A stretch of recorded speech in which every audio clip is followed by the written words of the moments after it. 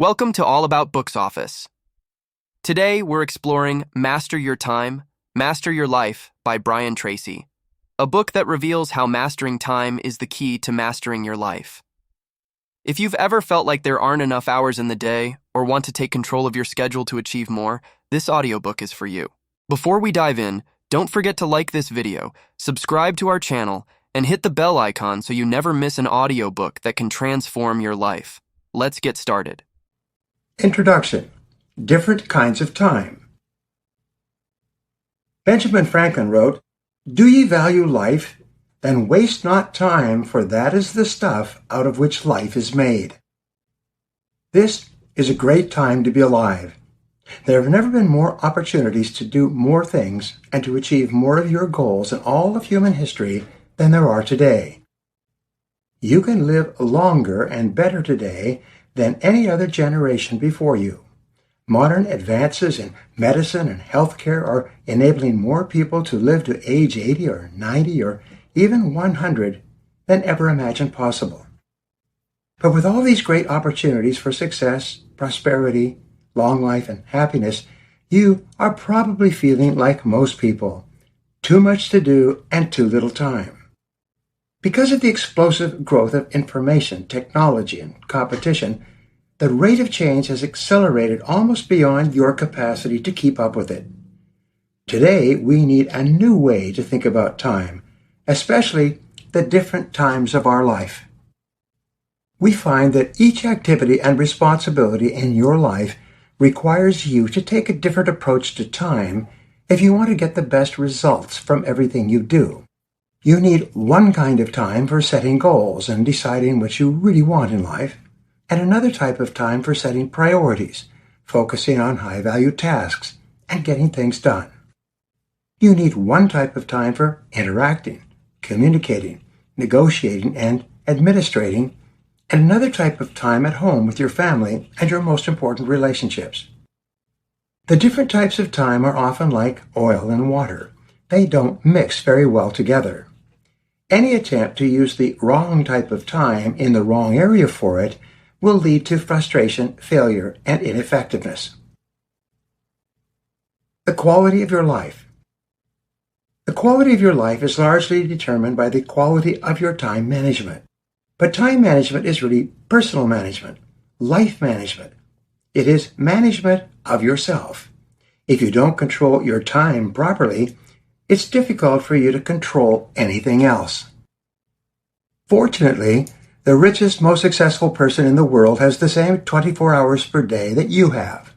The difference between successful people and unsuccessful people is that successful people, sometimes with less potential and fewer opportunities, often accomplish vastly more than others because they use their time in a better and more effective way. Your highest paid, most important skill is your ability to think, both before you act and while you are acting. It is your ability to choose what is more important and what is less important. Psychologists tell us that your level of self-esteem, how much you like and respect yourself, is the key measure of how happy you are in any area of your life. The key to high self-esteem is a feeling of self-efficacy. This is the confidence that you can master your life, achieve your goals, perform your tasks, and get the results that are expected of you and that you expect from yourself. Your most valuable financial asset is your earning ability. This is your ability to get results that people will pay you for. This, again, is largely determined by how you use your time when you are working and before and after your work. Thomas Edison once wrote, "Thinking is the hardest work there is, which is why most people would rather die than think." The way you think about time and the various possible ways that you can use your time largely determine your effectiveness and the quality of every part of your life. Stop and think. Most people live in a reactive, responsive mode. When something happens around them, they react and respond immediately, automatically, unthinkingly, becoming slaves to the moment or to the latest ring on their smartphone or computer. The key to taking full control over your time and your life is for you to stop and think before you react and respond. It is for you to identify the kind of time and behavior that is required for you at each moment, and then for you to respond appropriately to that situation. British historian Arnold Toynbee won the Nobel Prize for his masterful 12-volume work, A Study of History. This series of books traces the rise and fall of 23 great civilizations or empires over 2,500 years. Toynbee found that there was a predictable cycle that an empire would go through, from its early beginnings through to its collapse. Toynbee proposed the idea of the challenge and response theory of history. He showed that each great civilization started small, sometimes as a single tribe or village, and by repeatedly responding effectively to external challenges, usually from warring tribes and other human enemies, the group continued to grow and expand until it dominated large land masses. The Mongol Empire, for example, the largest land empire in history, started with 3 people: Temujin, his mother Bortai, and his young brother, after another Mongol tribe had wiped out their village. From that humble beginning, Temujin, who later became known as Genghis Khan, the perfect warrior, spread the Mongol Empire from the Sea of Japan across China, India, much of Russia, and the Middle East, all the way to the Mediterranean and the Danube. Your choices and decisions are everything. It's the same with you and your life. As long as you respond effectively to the continuous challenges of daily life and work, you continue to grow smarter and more capable and move toward the fulfillment of your full potential. More than anything, your success in both the short and the long term is largely determined by the way you respond to the inevitable and unavoidable difficulties and challenges of daily life. This is called your response ability. Your ability to respond effectively to the non-stop and conflicting demands on your time. In this book, you'll learn a series of the best time usage and time management principles ever discovered. The same time management techniques and strategies practiced by the most successful and happy people in our society.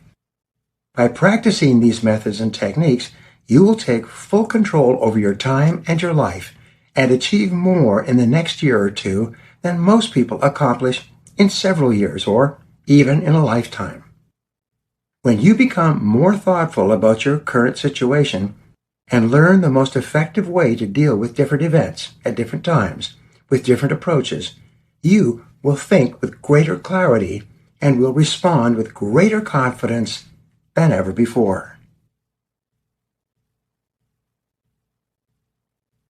Chapter 1. Strategic Planning and Goal-Setting Time.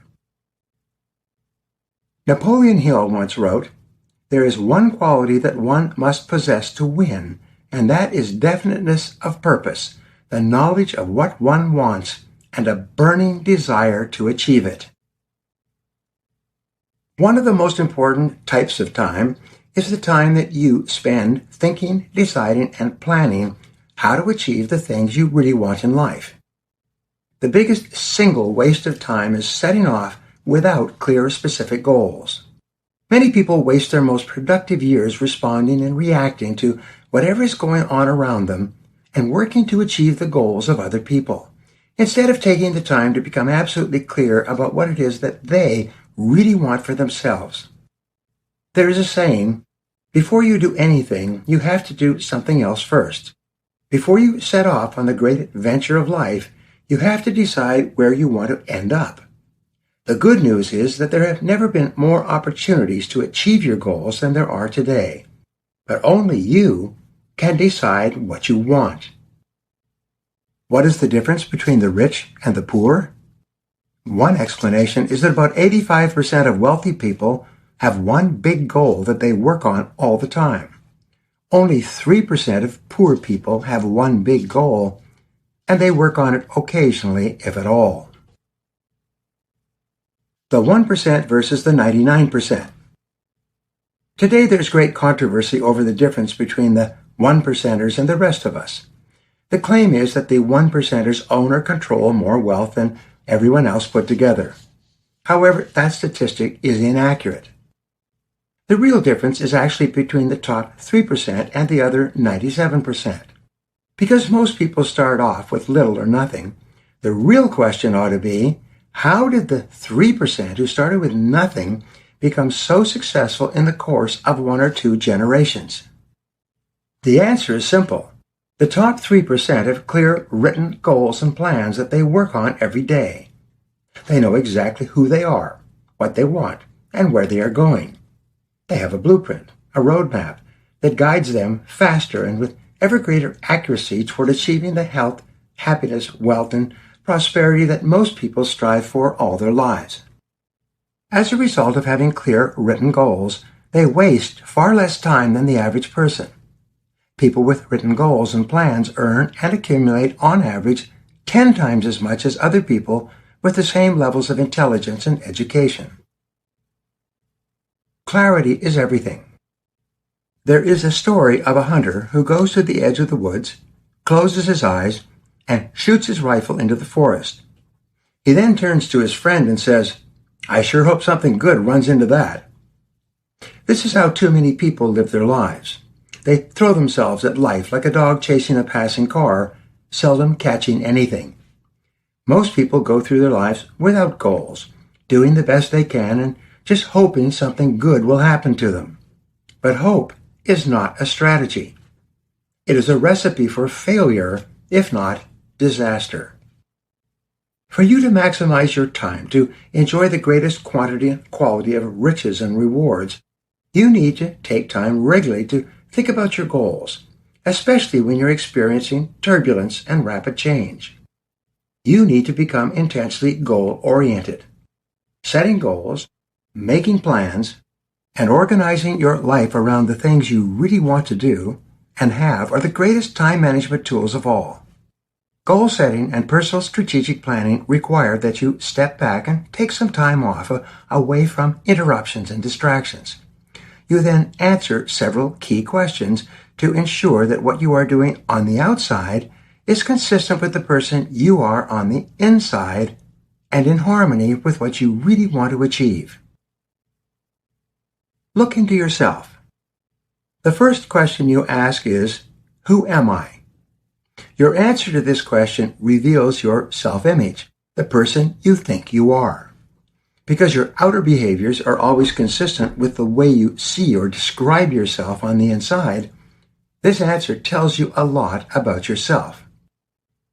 The sign over the temple of Apollo at Delphi in ancient Greece said, "Man, know thyself." This is the starting point of wisdom. Socrates said, "The unexamined life is not worth living." Unless you carve out time regularly to examine your life and make sure that you are clear about your goals and that they have not changed, you will become reactive responsive, acting impulsively and often doing what other people want you to do.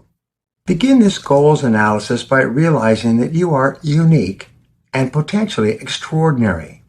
There has never been, nor ever will be, anyone exactly like yourself.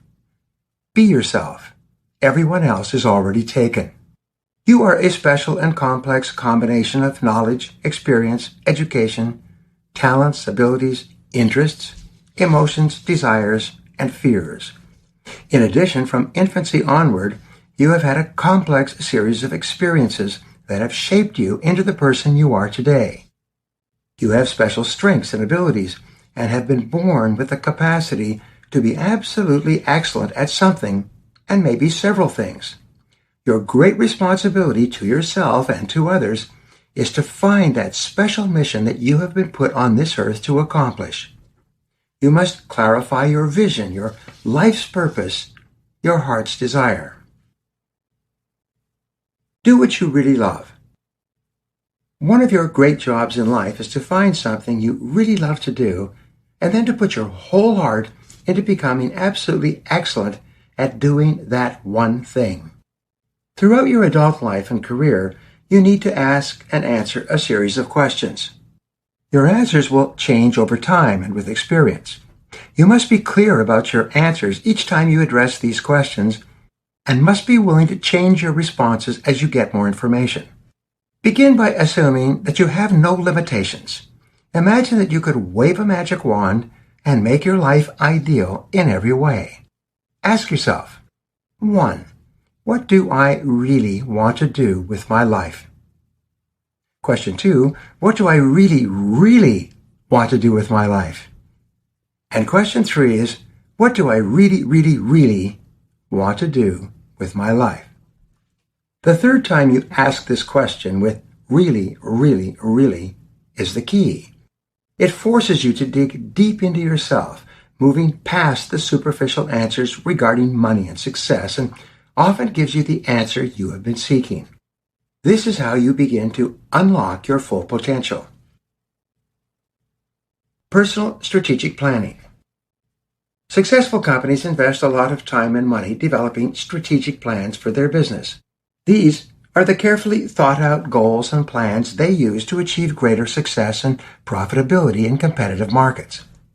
You need a strategic plan as well, a personal strategic plan, to ensure that you accomplish the very most in the shortest period of time, making the fewest possible mistakes along the way. Personal strategic planning focuses on 4 basic questions, which you should ask regularly. Personal strategic planning focuses on 4 basic questions, which you should ask yourself regularly. Question 1. Where am I now in my life? What have you accomplished so far? How much are you worth financially? What kind of family life do you have? What is your level of health and fitness? Question 2. How did I get to where I am today? What were the choices and decisions you made in the past to create your present life? What has been most responsible for your success to date? What has been the reason for your setbacks? Question 3. Where do I want to go in the future? Idealize and imagine a perfect future. Project forward 5 years and imagine that your life was excellent in every way. What would it look like? How would it be different from your life today? Question number 4. How can I get from where I am to where I want to be? What are all the different things that you could do, starting today, to create your perfect future? Clarity is your best friend. Personal strategic planning requires, first, that you set clear, written goals, and second, that you carefully examine the various strategies you can implement to achieve those goals. Most people want to earn a lot of money doing something they enjoy and ultimately achieve financial independence. But only a small percentage of people will achieve this common goal. Why is this? First-generation wealth. There are more than 10 million millionaires in the United States alone, and more than 80% of them are self-made. In the world, there are almost 2,000 billionaires, about 66% of whom are self-made as well. These are all individuals who started with nothing and achieved their financial success in one working lifetime, if not sooner. Why not you? There are many different ways for you to achieve your goals of high income, financial independence, or even wealth. One high road to financial success is entrepreneurship, the ability to start and build your own successful business. Today, it's easier to start a business and get started offering a product or service than ever before. It takes less than 24 hours for you to register your business, set up a website, and start operating. Many people become financially independent by specializing and becoming absolutely excellent in their fields, working for another company, and being paid very well. They go to work for someone else and work their way up, earning more and more over the years. Fully 10% of millionaires are professionals, such as doctors, lawyers, architects, accountants, and engineers. They worked very hard for a long time, did excellent work, got great reputations, and were eventually paid very well. You can choose the path of entrepreneurship and business building, or you can choose to work for another company, especially a company with great potential that is just getting started. You can specialize and become excellent at what you do. You can be a big success in many different ways. Listen to yourself. You can choose among different paths depending on your personality, skills, temperament, and what you really enjoy. The good news is that there is no single best way. Millions of people do very well financially working for someone else or by specializing or both. Others become successful in business or as entrepreneurs by mastering a wide variety of skills. Some do several things. They start their own businesses and then specialize at becoming very good performing a service or developing a product that people really want and are willing to pay for. Clarity is probably 95% of success. The greater clarity you have about who you are and what you want, the easier it is for you to succeed under almost any condition or circumstances. Thomas Carlyle wrote, "The man with no goals makes little progress on the smoothest road, whereas the man with clear goals makes progress on even the roughest road."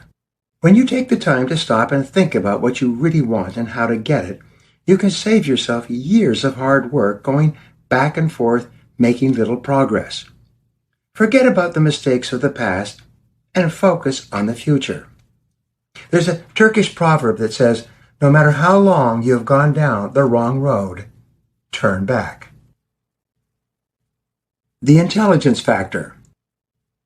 Josh Billings, the Western humorist, once said, "It ain't what a man knows what hurts him. It's what he knows that ain't true." When I was growing up, my teachers and parents told me over and over that if I didn't get good grades, if I didn't graduate from high school, if I didn't go to college, I wouldn't be successful in life. And I believed them.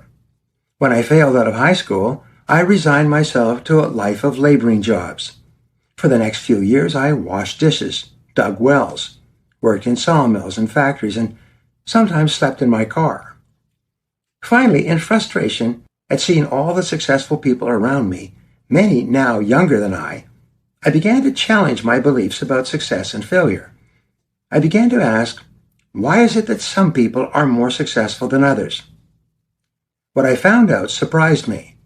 I found that there was only a small relationship between success and high education, intelligence, good grades, coming from a wealthy family, or even natural ability. Intelligence has been identified as an important quality of successful people in every field. But extensive research has found that many successful people did not have exceptional IQs, nor did they get good grades at school. They may have been above average in intelligence, but they were not geniuses. A way of acting. The experts have concluded that intelligence is more a way of acting than it is a matter of good grades or a high IQ. So, what then is an intelligent way of acting? The answer is simple. You are acting intelligently when you are doing something that moves you toward one of the goals that you have set for yourself. You are acting unintelligently whenever you do anything that is not moving you towards something you want. In my seminars, I teach a simple technique that I promise will double the income of everyone in the room. I call this the A-B method. Here's how it works. You divide all your tasks and activities into two categories, A tasks and B tasks. A tasks are those activities that move you closer to the goals that you say you really want to accomplish. These are goals such as to be more successful in your field, to earn more money, to spend more time with your family and friends, and to enjoy excellent health. B activities are those that do not move you toward your goals, or even worse, they move you away from them. So here's a life-changing rule. Do only A tasks. Discipline yourself to do only those tasks that enrich and enhance your life and work, and that give you a feeling of forward motion toward achieving the things you want and becoming the kind of person you want to be. This simple strategy will enable you to double and triple your productivity, performance, and results in the months and years ahead. Best of all, when you are working on your most important goals, you will experience a winning feeling, a feeling of forward progress, of being happier and more fulfilled. Your self-esteem will go up. You'll enjoy higher levels of self-respect and personal pride. Even more, when you are working on and completing your most important tasks and goals, you earn the respect and esteem and admiration of everyone around you. You quickly become one of the most valuable people in your organization. the goal setting and achieving formula. There is a simple yet powerful 7-step goal achieving formula or recipe that you can learn and practice for the rest of your life. I've taught this formula to more than 1 million people all over the United States and Canada and in 72 other countries. Over the years, countless people have come up to me or emailed saying almost the same words over and over. They say, "You changed my life. You made me rich." And it was always the goals. Step 1. Decide exactly what you want. Most people never do this. Be specific. Your goals should be so clear that you could explain them to a 6-year-old child, and the 6-year-old child could turn around and explain them to another 6-year-old child. In addition, the child should be able to tell you how close you are to your goals because they are so clear and simple. One of the biggest mistakes people make is to think that they already have goals, when all they really have are hopes and dreams. As an exercise, when I ask my audiences if they have goals, surprisingly they all raise their hands and say yes. Then I ask them to give me some examples of their goals. They shout out things like, "I want to be happy," or "I want to be rich," or "I want to travel," or "I want to have a nice family life." But these are not goals. These are wishes and hopes common to all of mankind. They are fantasies and dreams that everyone has. They're not clear, specific goals that you can focus on achieving every day. They cannot be measured. Nobody can tell you how close you are to achieving them. Put it in writing. Step 2, write it down. Only 3% of adults have written goals, and it seems that everyone else works for them. They earn, on average, 10 times as much as people without written goals. Once you've written down your goal, make it measurable. Attach a number to it so that someone else can tell you how close you are to achieving it. There's a rule that says if you want to be successful, put a measure on every goal and activity. But if you want to be rich, put a financial measure on every goal and activity. A recent management study that looked at the work of 150 scholars who studied thousands of companies in more than 20 countries found that there were 3 factors that accounted for more than 80% of business success: clear goals and objectives, clear measures, and clear deadlines. Remember, you can't hit a target that you can't see. When you have clear goals and you can measure your progress, you will move ahead further and faster than if you don't. When do you want it? Step 3, set a deadline. Decide exactly when you want to achieve a particular goal.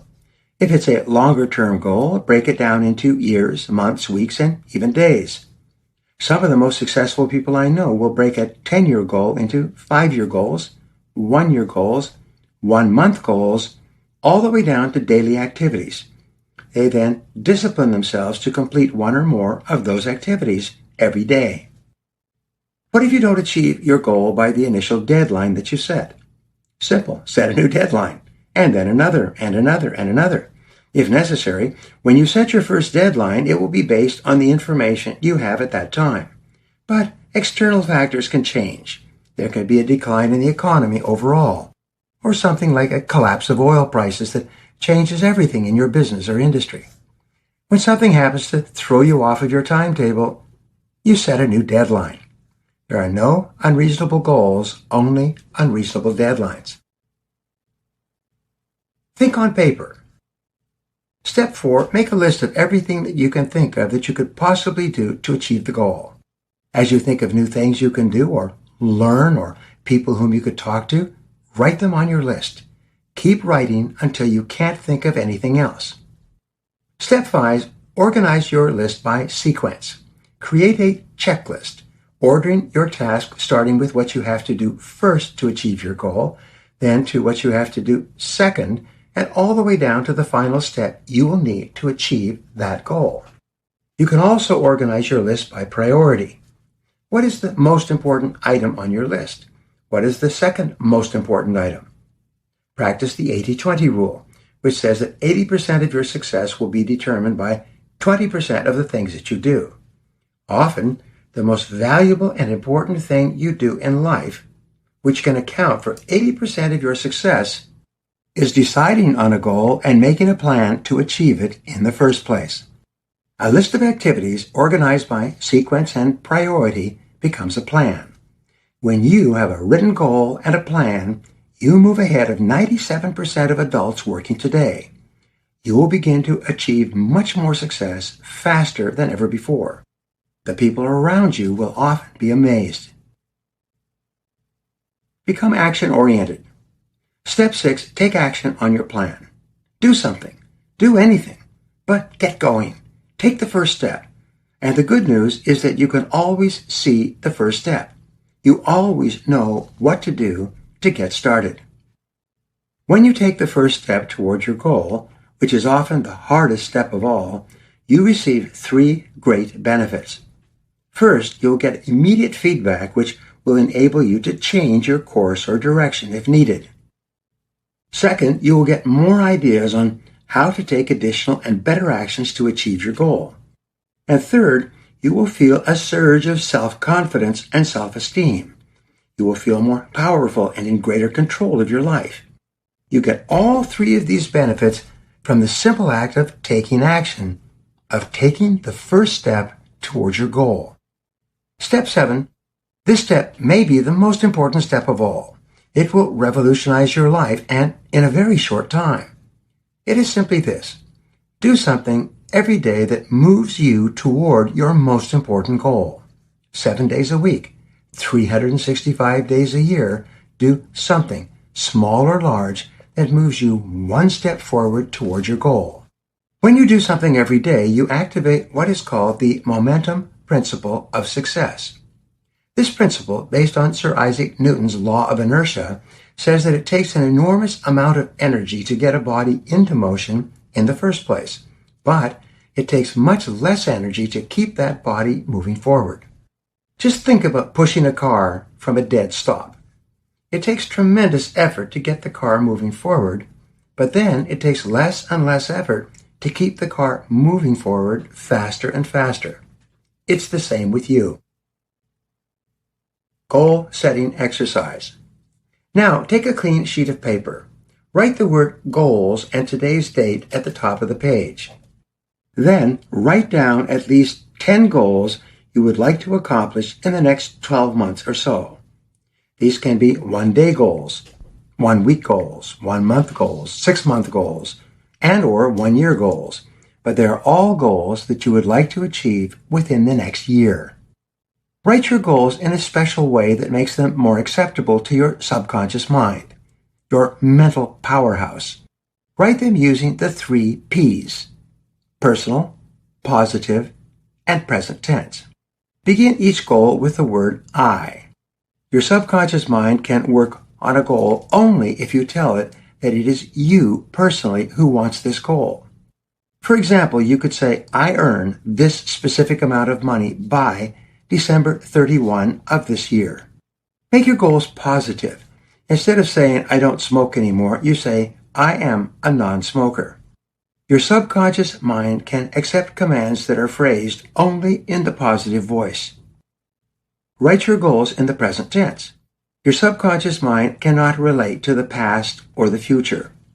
You therefore state your goal as though it were already a reality, as though you had already achieved it and you are describing your accomplishment to someone else.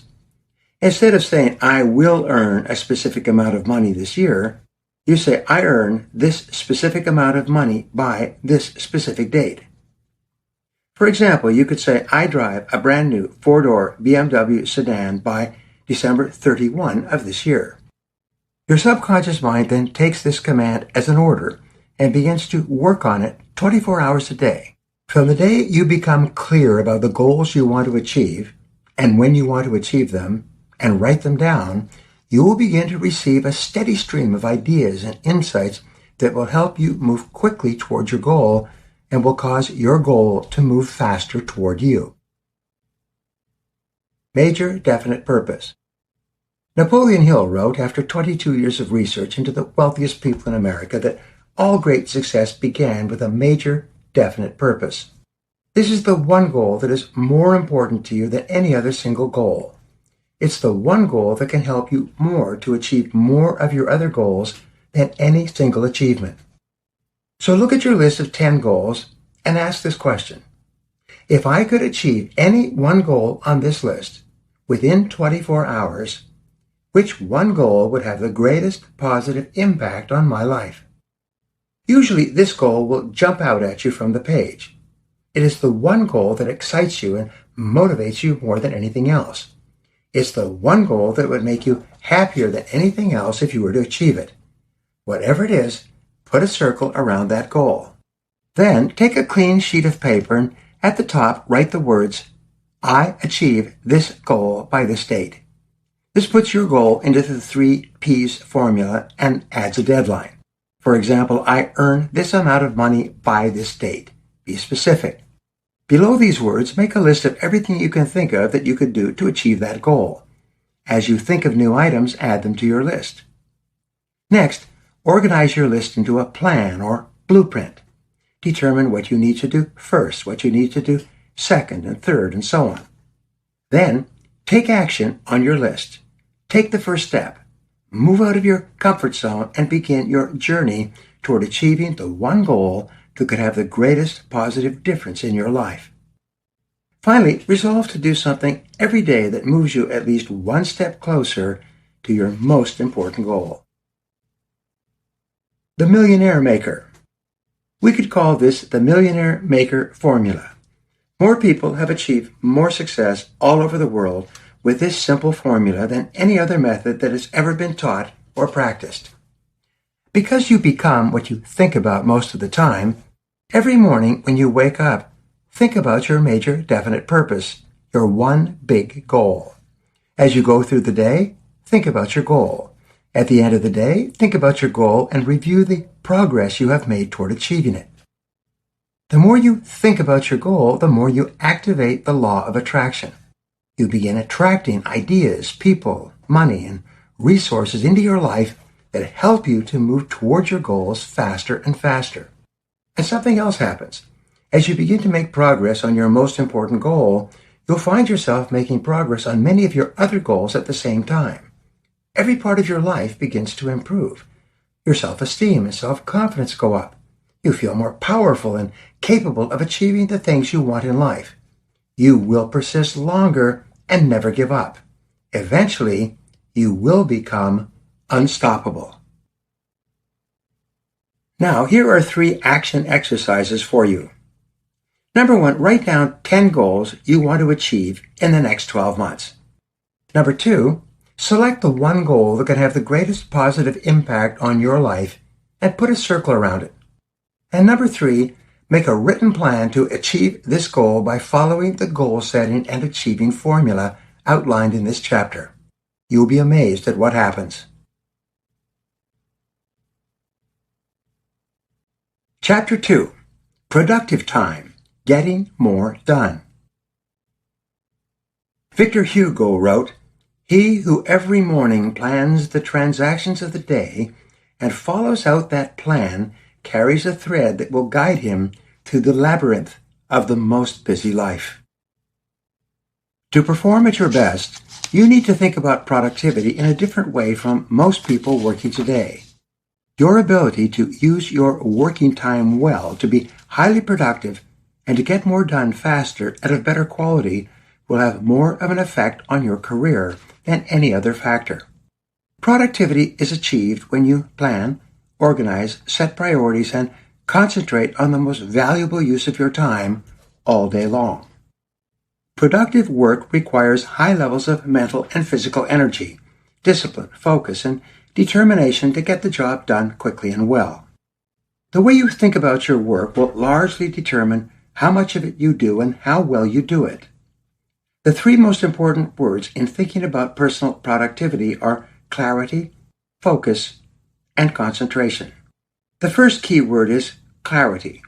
The starting point of developing greater clarity, which accounts for as much as 95% of your success, is for you to continually ask and answer this question: what results are expected of me?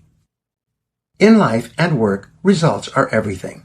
They are the major, if not the sole determinant of your income, your reputation, your future, and the way people both think and talk about you. Successful people at work are described by others as being highly productive. They develop a reputation for being results-oriented. They become the go-to people whenever anyone needs something big and important to be done well, and done on time. Your goal is to be one of those people. Your personal brand. Each person has a brand in the minds of other people. This is usually summarized in a few words that others use when they think about you and describe you to others. Your personal brand largely determines much of what happens to you in life and work. Recent research shows that when you meet a new person, you look for two sets of qualities that make up the personal brand. The first qualities are warmth and trust. Is this a likable person whom you can trust and be comfortable with? Interestingly enough, you make this decision about another person within 5 seconds of meeting them for the first time. And you are seldom wrong. The second quality people look for is a combination of competence and ability. Can this person and will this person do the job in an excellent and timely fashion? Is he or she competent? Answering these questions usually takes much more time, more thinking, more investigation, and more experience. Warmth and competence are essential. Here's what the researchers concluded. If you are a warm and trusting person, the kind of person whom people like, enjoy, and want to be around, you'll have a lot of friends and good relationships. But if you get the reputation for not being particularly good at your work, or even worse, for being incompetent and undependable, people may still like you, but they will also actually pity you. The reason is that people instinctively recognize that a nice person who is not very good at their work has a limited future. He will not be successful over the long term. Instead of being a winner, he will be a non-winner, a person who will not achieve very much in life. Perhaps the most important ability in the world of work is dependability. This means that people can absolutely depend on you to do an excellent job on time, every time. People who participate in karaoke have an expression, showing up. The question they ask about a performer is, how is he or she showing up? This is a description of the totality of the performance of the karaoke singer. In life, we are always being judged and evaluated by other people, just as we are always judging and evaluating others. Every day in every situation, you show up in a particular way and both make and leave a particular impression. The totality of the impressions you make constitutes your personal brand. The question is, how are you showing up? Your goal is to show up as a top performer. You want people to think about you and talk about you as an excellent person, as someone who really makes a valuable contribution consistently in every situation. This is the best reputation or brand you can have. And everyone knows the truth.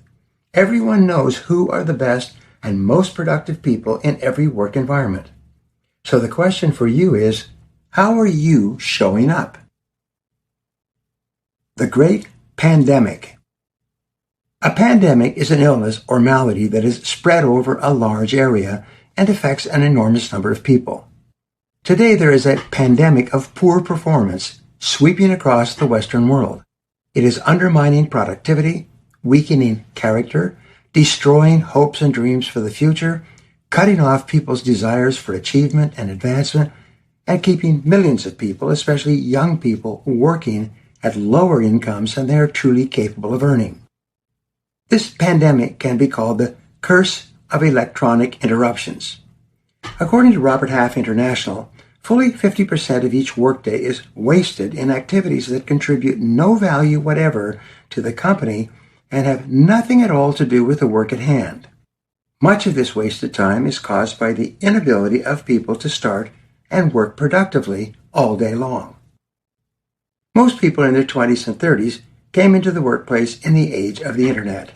Today we have Facebook, YouTube, Google, LinkedIn, and Twitter, and smartphones with more than 1,200,000 apps as of 2016. Most of these apps are different forms of entertainment, fun, enjoyment, and time wastage. It's estimated that the average adult today spends 3.5 hours checking apps, email, and text messages.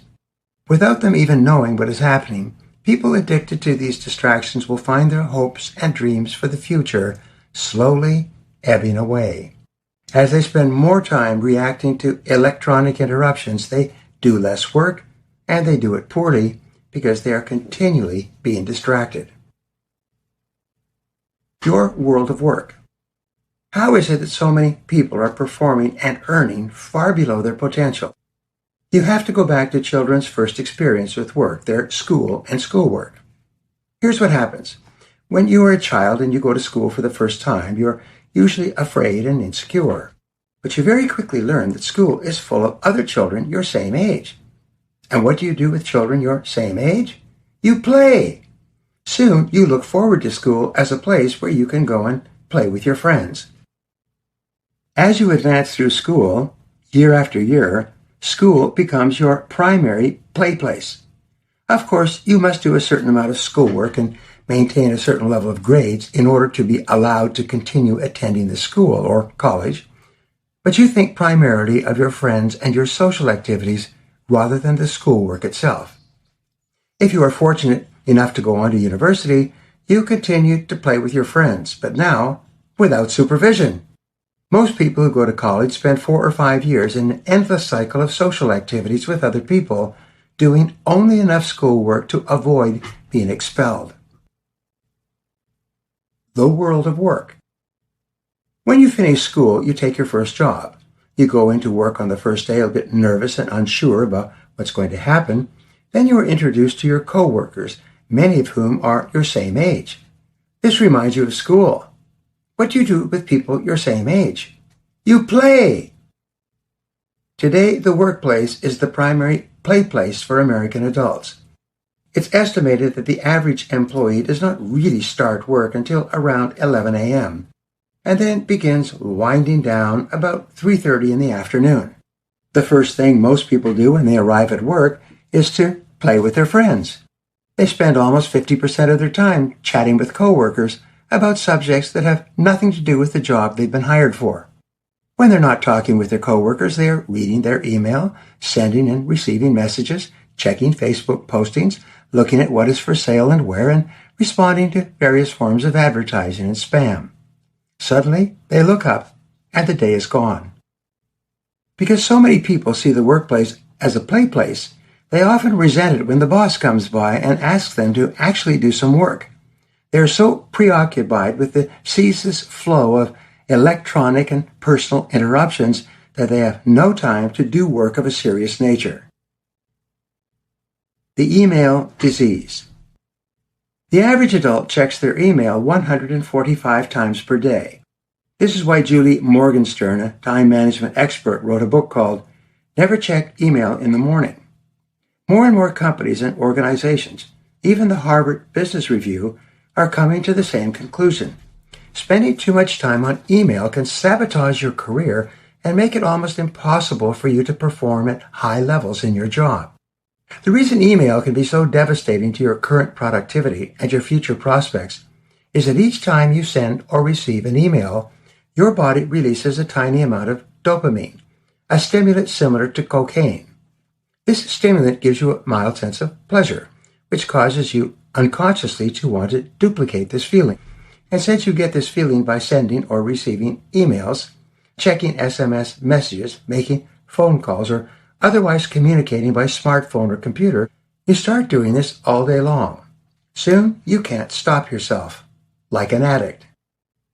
According to a story in USA Today, when you continually respond to emails and messages, your brain becomes more and more fatigued. As a result, you lose about 10 IQ points in the course of the day.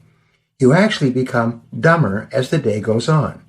By the end of the day, your brain is so tired that you have difficulty making even the simplest of decisions, like what to eat for dinner and what to watch on television. Work time versus playtime. The solution to your becoming caught up in the irresistible attraction of distraction is to remind yourself continually when you go to work that this is productive time. This is not playtime. When you took your job, you entered into an agreement to produce a certain quality and quantity of work in exchange for a certain quantity of money and benefits. You made a promise, and you have a promise to keep. You made a contract, and you're required to comply with the terms of your contract. When you think of work like this, it can change your whole perspective. Every minute of every day at work, ask these questions. Why am I on the payroll? What have I been hired to accomplish? Is what I'm doing right now the reason I am on the payroll? Is what I'm doing the highest and best use of my time?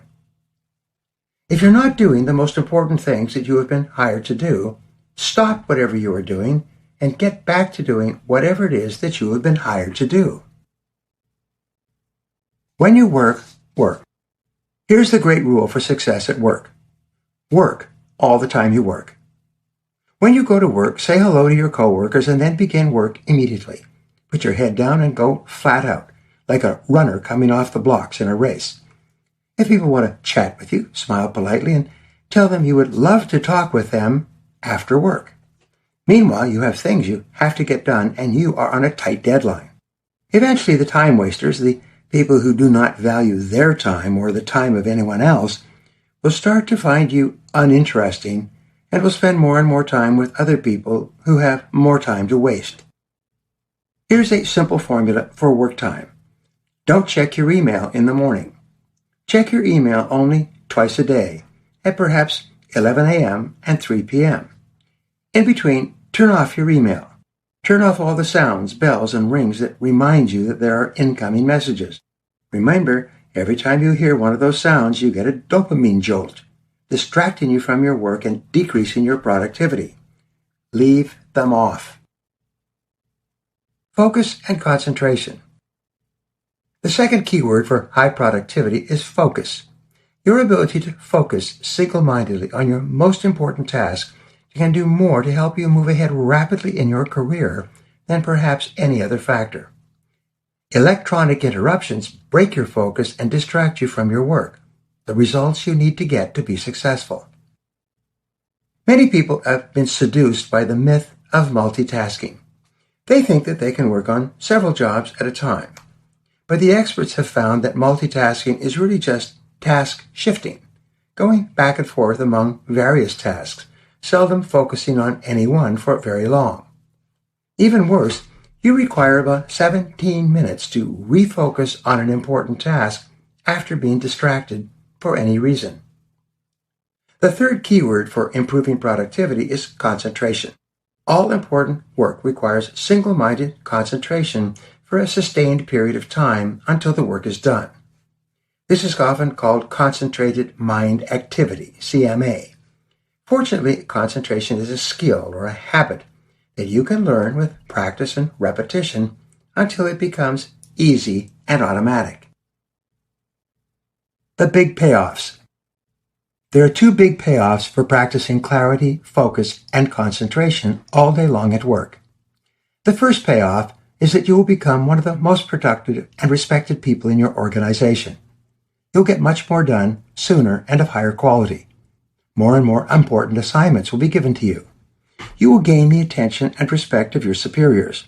You will be paid more and promoted faster. Doors of opportunity will open up for you, and sometimes far more rapidly than you can now imagine. The second big payoff for practicing clarity, focus, and concentration is the way you feel about yourself. All of your work life and most of your personal life revolves around the starting and completing of tasks. Each time you start and complete a task of any size, you get a burst of energy, enthusiasm, and self-esteem. You feel better about yourself. You feel happier. Your brain releases endorphins, nature's happy drug, and you feel more creative, more calm, more confident, and more personable toward others. Feel like a winner. Here's the formula. Start every day with a list of tasks that you need to complete. Organize the tasks from the most important to the least important. Start work on your most important task and discipline yourself to work on it non-stop until it's complete.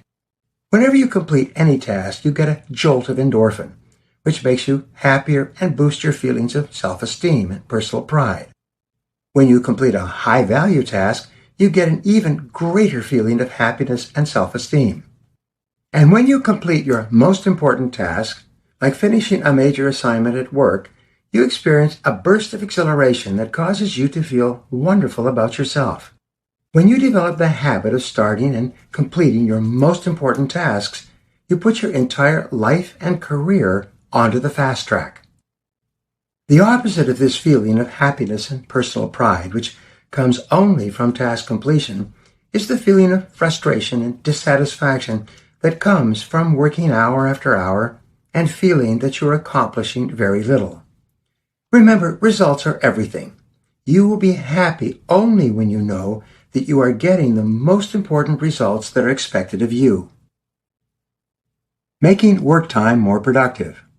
There are a series of ways for you to use productive time that will dramatically increase your productivity, performance, output, rewards, and income. Because 95% of what you do is determined by your habits, and you learn new habits by practice and repetition, within a month of practicing the following proven techniques, you will double and triple your productivity. You will put yourself on the side of the angels. Make a list. The first time management technique is simply to write out a list of everything you have to do before you begin work each day. Even better, make a list of everything you have to do on the following day as the last thing you do when you finish your workday. When you create a list of everything you have to do the next day, your subconscious mind will then work on that list all night long while you sleep. Often you'll wake up in the morning with ideas and insights on how to do the job better and in less time. If something new comes up, write it down on the list. Refuse to do anything, even making a phone call or sending an email, until you write it down. When you write things down on a list, you can see clearly what is more important and what is less important. According to Alan Lakin, a time management expert, you'll save 25% of your time the very first day you begin working from a list, and stick with that list. In a matter of 3 or 4 weeks, you will develop the habit of making lists for your day and for every project or every multitask activity that you have to do. Your productivity will increase immediately. Set clear priorities. Prioritize your list before you begin work. Take the time to stand back and think about what you have to do, recognizing that you will never be able to get everything done. No matter how productive you are, there will always be too many tasks for you to complete. You're always going to have to choose which tasks to do first, which tasks to do second, and which tasks to do not at all. Apply the 80-20 rule to your list. As you recall, this rule says that 20% of your activities will account for 80% of your results. If you have a list of 10 activities planned for a particular day, 2 of those activities will be worth more than the other 8 put together. Sometimes, of course, there will be a single task that is more important than all the others put together. Remember, it's not the amount of time that you put in, it's the value of the work that you do and accomplish in that time. Your job is to focus on accomplishments rather than activities. Allocate your time based on the value of the task and do the most important first. The ABCDE method. Practice the ABCDE method. Before you start your workday, go through your list and write one of these 5 letters before each task or activity. Think about the likely consequences of completing or not completing each task. Something is unimportant to the degree to which it has low or no potential consequences. Consequences are everything. Successful, highly productive people spend most of their time working on activities that have big potential consequences. Unsuccessful people often work harder and longer hours, but they spend too much of their time working on activities that have few or no consequences at all. It doesn't really matter if they complete them or not. Put the letters A, B, C, D, or E next to each task on your list. An A activity is something that you must do. It has serious potential consequences for completion or non-completion. If you don't do this task or get it done on time, there are going to be serious problems. These are the most important things that you do each day. Put a B in front of activities that you should do, activities that have mild potential consequences if they are done or not done. You need to get to these tasks sooner or later, but they are not as important as your A tasks. The rule is that you never do a B task when there is an A task left undone. A C task is something that would be nice to do, but it has no consequences at all one way or the other. Checking your email, phoning home, having coffee with a coworker are all activities that are nice to do, but it does not matter at all whether you do them or not. Select your tasks. Unfortunately, the great majority of people spend most of their time doing B and C tasks, and they think that because they are doing them at their workplace, they're actually working. But this is not true. Just because you are at work does not mean that you are indeed working.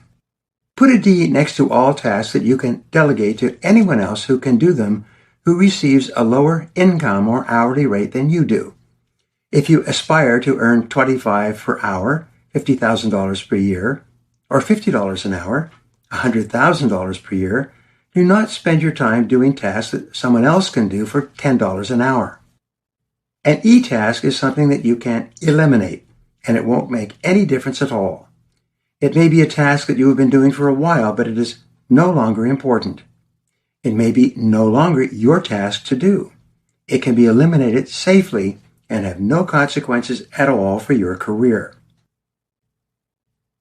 Organize your list. Now go back over your list and organize your A task by priority by writing A1, A2, A3, and so on next to your most important tasks. Do the same for your B tasks. Finally, start on your A1 task, your most important and valuable use of your time. Resolve to concentrate single-mindedly on that one task until it is 100% complete. Persevere without diversion or distraction. This simple formula, making a list, prioritizing it, and then starting and completing your most important task, is the formula for doubling and tripling the quality and quantity of your output at work. It is the key to high results. And remember, results are everything. Increase your ROE. Business strategy is focused on helping the company increase its return on equity, its return on capital invested. This means that the company wants to get the very highest sales and profit possible from its money and efforts. Your personal capital is your physical, mental, and emotional energy. Your goal is to earn the very most you can from your work to increase your personal ROE as well, your return on energy. Every minute that you spend planning your work will save you at least 10 minutes in getting your work done. This takes only 10 to 12 minutes for you to plan your entire day, but you will get back 2 hours of productive time, 120 minutes, just by planning your work before you begin. That is more than a 1,000% return on energy. Time and money are interchangeable. They can be either spent or invested. If you spend time or money, they are gone forever. You can never get them back. But if you invest time and money, you can earn a return that may go on for years. When you invest your money in an asset that yields a return, you can earn money year after year. This process of investing is the foundation of most fortunes. When you invest your time and money back into yourself, becoming better and better at what you do, that investment can give you an increase in income, a higher return on energy for many years. If you then reinvest your higher income back into yourself, you will soon be one of the most valuable and highest paid people in your business. The Law of Three. Practice the Law of Three in your work. This law says that no matter how many tasks you have to complete in your work, only 3 of those tasks will account for 90% of the value of your contribution to your company and to yourself. When working with my clients, I ask them to make a list of everything they did in the course of a week or a month. They come back to me with 20 or 30, sometimes even 50 tasks that they felt were part of their job description. Then I would explain to them that there are only 3 things they do in the course of their workday that account for 90% of the value of everything they do. This means that everything you do that is not one of those 3 main tasks falls into the bottom 10% in terms of value. The key to your increasing your productivity is for you to identify your 3 most important tasks and then work on them exclusively while ignoring all the rest. Start by making a list of everything you do in the course of your work. To identify your 3 most important tasks, take a look at your list and then ask the 3 magic questions. Number 1, if I could only do one task on this list all day long, which one activity would contribute the greatest value to my work and to my company? Whatever your answer is to that question, put a circle around it. Magic question number 2 is if I could only do 2 things on this list all day long, what would be the second activity that would enable me to contribute the greatest value to my business or my work? The answer to this question is not as easy as the first, but it's usually quite clear. Question number 3, if I could only do 3 things on this list all day long, what would be the third activity that would enable me to contribute the most value? When you ask yourself these questions and become clear about the answers, you'll be astonished to see how true this formula is. If you just did these 3 things all day long, you would probably transform your career from the first day. Here are 4 corollaries of the law of 3. Number 1, do fewer things. You will never get caught up. You will never be able to do everything on your list. To get control of your life, you must stop doing an enormous number of small things. Number 2, do more important things. Do the top 3 tasks that you have identified and nothing else until you have no more of these major tasks left to do. Number 3, do your most important tasks more of the time, preferably all day long. The more time you spend doing the most important things, the more productive you will be on the outside and the happier you will feel on the inside. And number 4 corollary is get better at your most important tasks. Continual self-improvement in the area of your most important tasks is the best investment that you can make. It enables you to dramatically increase your productivity, performance, and output, and to get more done in a shorter period of time. Resolve today that you are going to earn the reputation as the hardest working person in your organization. But don't tell anybody.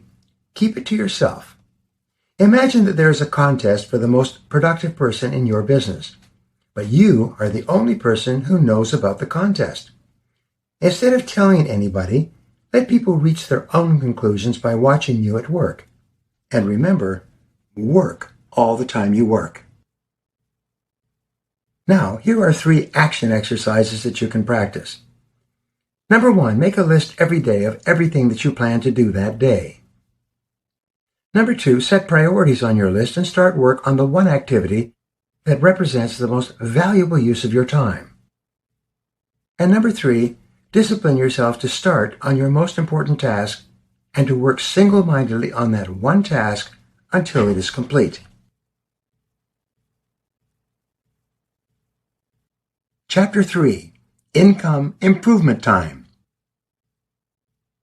Claude M. Bristol once wrote, "Thought is the original source of all wealth, all success, all material gain, all great discoveries and inventions, and of all achievement." Everyone wants to earn more money, to be highly paid, and to achieve financial independence in his or her career. The way you think about your income and how you can increase it is one of the most important mental skills you can develop. Sometimes I open a seminar by asking, what is your most important financial asset? The audience usually thinks about this question for a while and then throws out some answers such as my house, my bank account, or my business. Then I explain that your most valuable financial asset is your earning ability. This is defined as your ability to get results that people will pay you for. You could lose all your money through no fault of your own, but as long as you are left with your earning ability, you could go back into the marketplace and earn it all back again. This is what many successful people do throughout their lifetimes.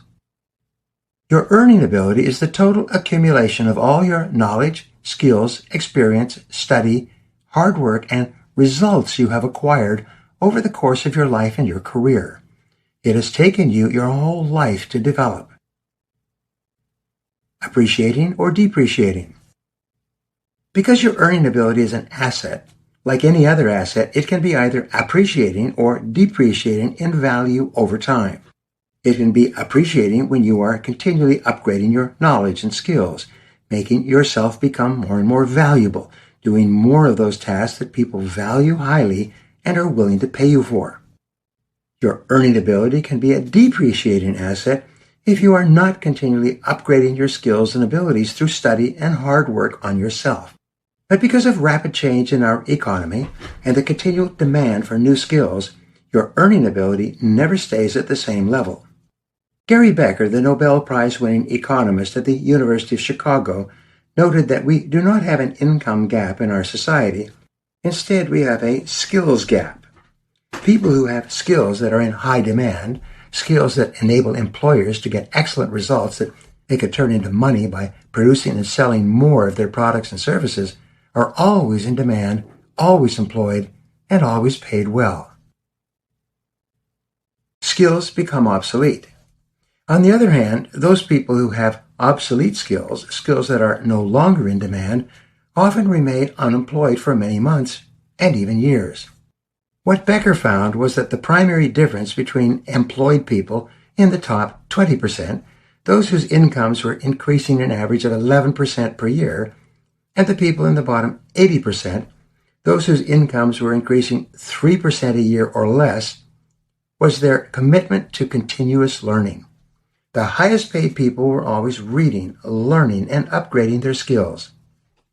Anders Ericsson, the founder of Elite Performance Studies, concluded that most people work for the first year to learn the job well enough so as not to get fired.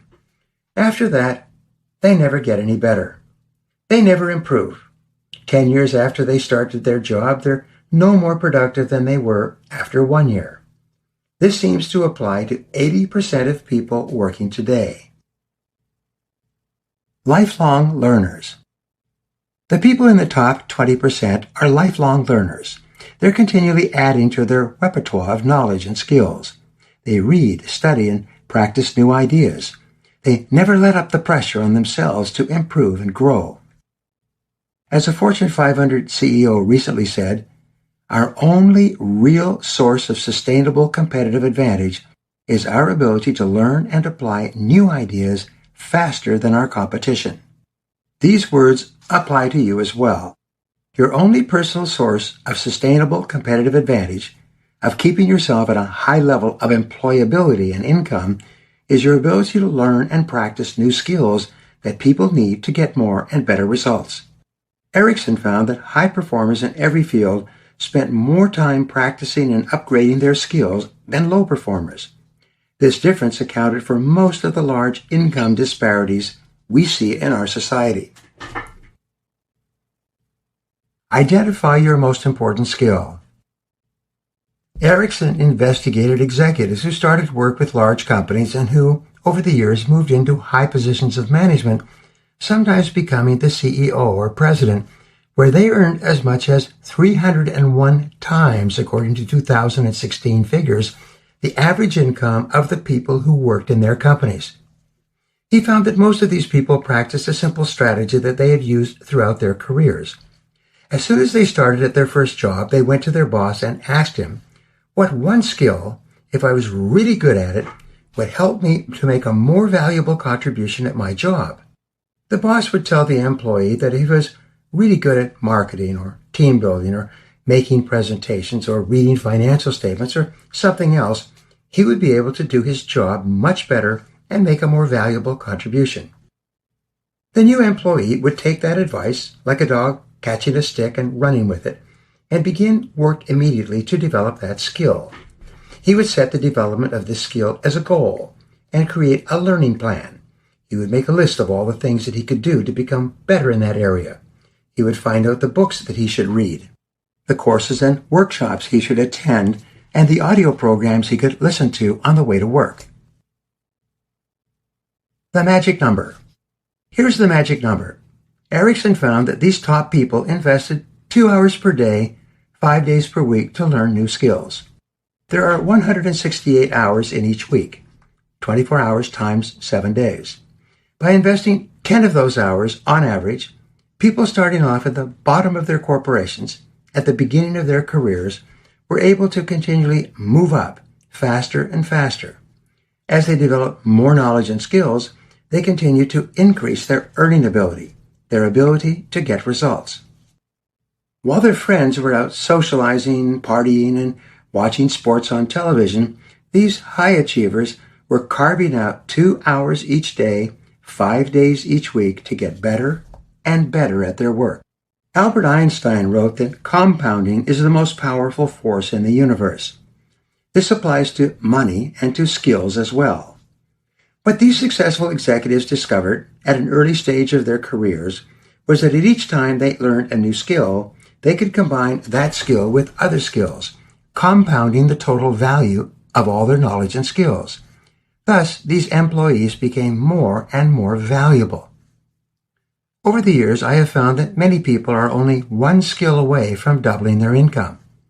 If they could develop one more key skill, leveraged times the skills and experience they already had, they could be twice as valuable to their company and be paid twice as much. See yourself as self-employed. The top 3% of people in every industry accept high levels of responsibility for themselves, for everything they do, and for everything they become. As a result, they view themselves as self-employed. They act as if they own the company they work in. Robert Reich, a former U.S. Secretary of Labor, said that when he went into a company, he could immediately determine the type of culture the company had developed. He said that it was contained in the pronouns the employees used when they talked about the company and themselves. In the top companies, people would use the words we and us and our. In the top companies, people felt and acted as if the company belonged to them. They were fully engaged. They accepted high levels of responsibility for the company's results. In the lower performing companies, people used the pronouns they, them, and their. They viewed the company as something completely apart from themselves, an entity that provided them with a job and a paycheck, and that was all. This is why it is estimated that fully 65% of employees today are officially disengaged from their work. They're going through the motions each day, putting in minimum effort, reading the want ads on the internet, and dreaming about doing different work. You are the president, but not the top people. The top people realize that they are the chief executive officers, the presidents of their own careers. They see themselves as presidents of a company called You, Inc. Earl Nightingale once said, "The worst mistake you can ever make is to think that you work for anyone else but yourself. You are always self-employed. No matter who signs your paycheck, you're always on your own payroll. You're always working for yourself. You are the president of a personal services corporation with one employee, yourself. You have only one product to sell in a competitive market, your own personal services. Your rewards in life and your career will be determined by the value of your services to others, by your ability to contribute to your company, and by your ability to add value continuously throughout your career." What determines your income? Your income will largely be determined by 3 factors: the work you do, how well you do it, and the difficulty of replacing you. If you're not happy with the amount that you are being paid, you must do different work, or you must do your current work better, and you must become indispensable to your company so that they would have tremendous difficulty finding someone to replace you. Because of these 3 factors, unemployment or underemployment, high or low income, and earning less than your true potential are largely self-determined personal choices. Over time, each person largely decides his or her own income. Each person decides how much he or she is going to earn. Each person decides their own financial future by the things they do and by the things that they fail to do. Ludwig von Mises, the great economist, wrote, "Every action has a consequence or consequences. Your ability to accurately predict the consequences of your actions is a mark of the superior thinker." Juan Mises then pointed out that anything that has a consequence can be considered an action, even an inaction, even doing nothing in certain circumstances. Just as there are things that you do that have consequences or results in your life, the things that you don't do can have consequences as well. And sometimes your inactions have greater consequences than you can imagine. A person who comes to work at the last minute, spends most of the day socializing with their friends, takes long coffee breaks and lunch hours, and leaves at the earliest possible minute, is engaging in actions that will soon have negative consequences for his career.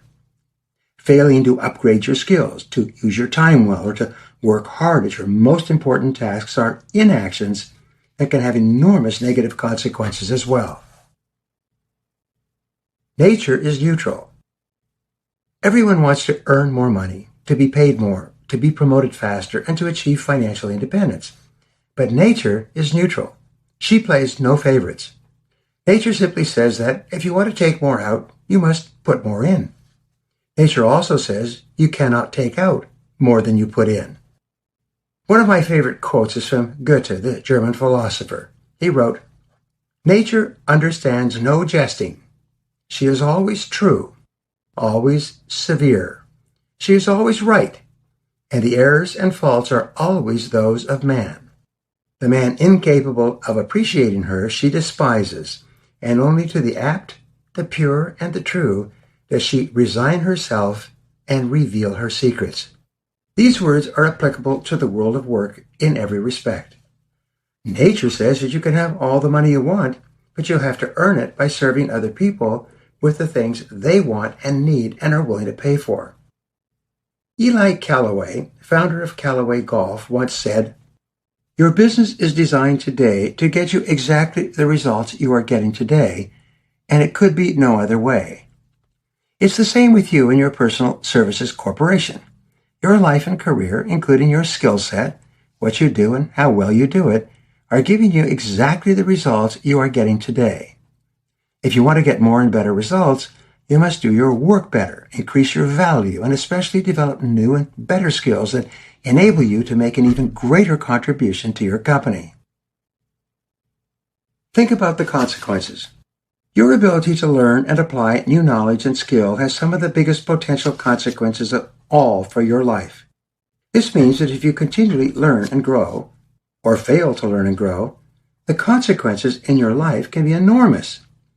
The acquisition or development of one key skill, in addition to your existing skill set, can often double your value and your income quite quickly. Some of the most important words in business today are business model and value proposition. In both cases, they ask these questions of a product. What is it? What does it do? What problems does it solve? What results does it get? These questions apply to you and your personal services as well. They apply to the rapidly changing needs, desires, and demands of customers, employers, in response to competition and market forces. These are questions that you must take the time to ask and answer again and again throughout your career. This time spent in self-assessment can be some of the most important and valuable time of your life.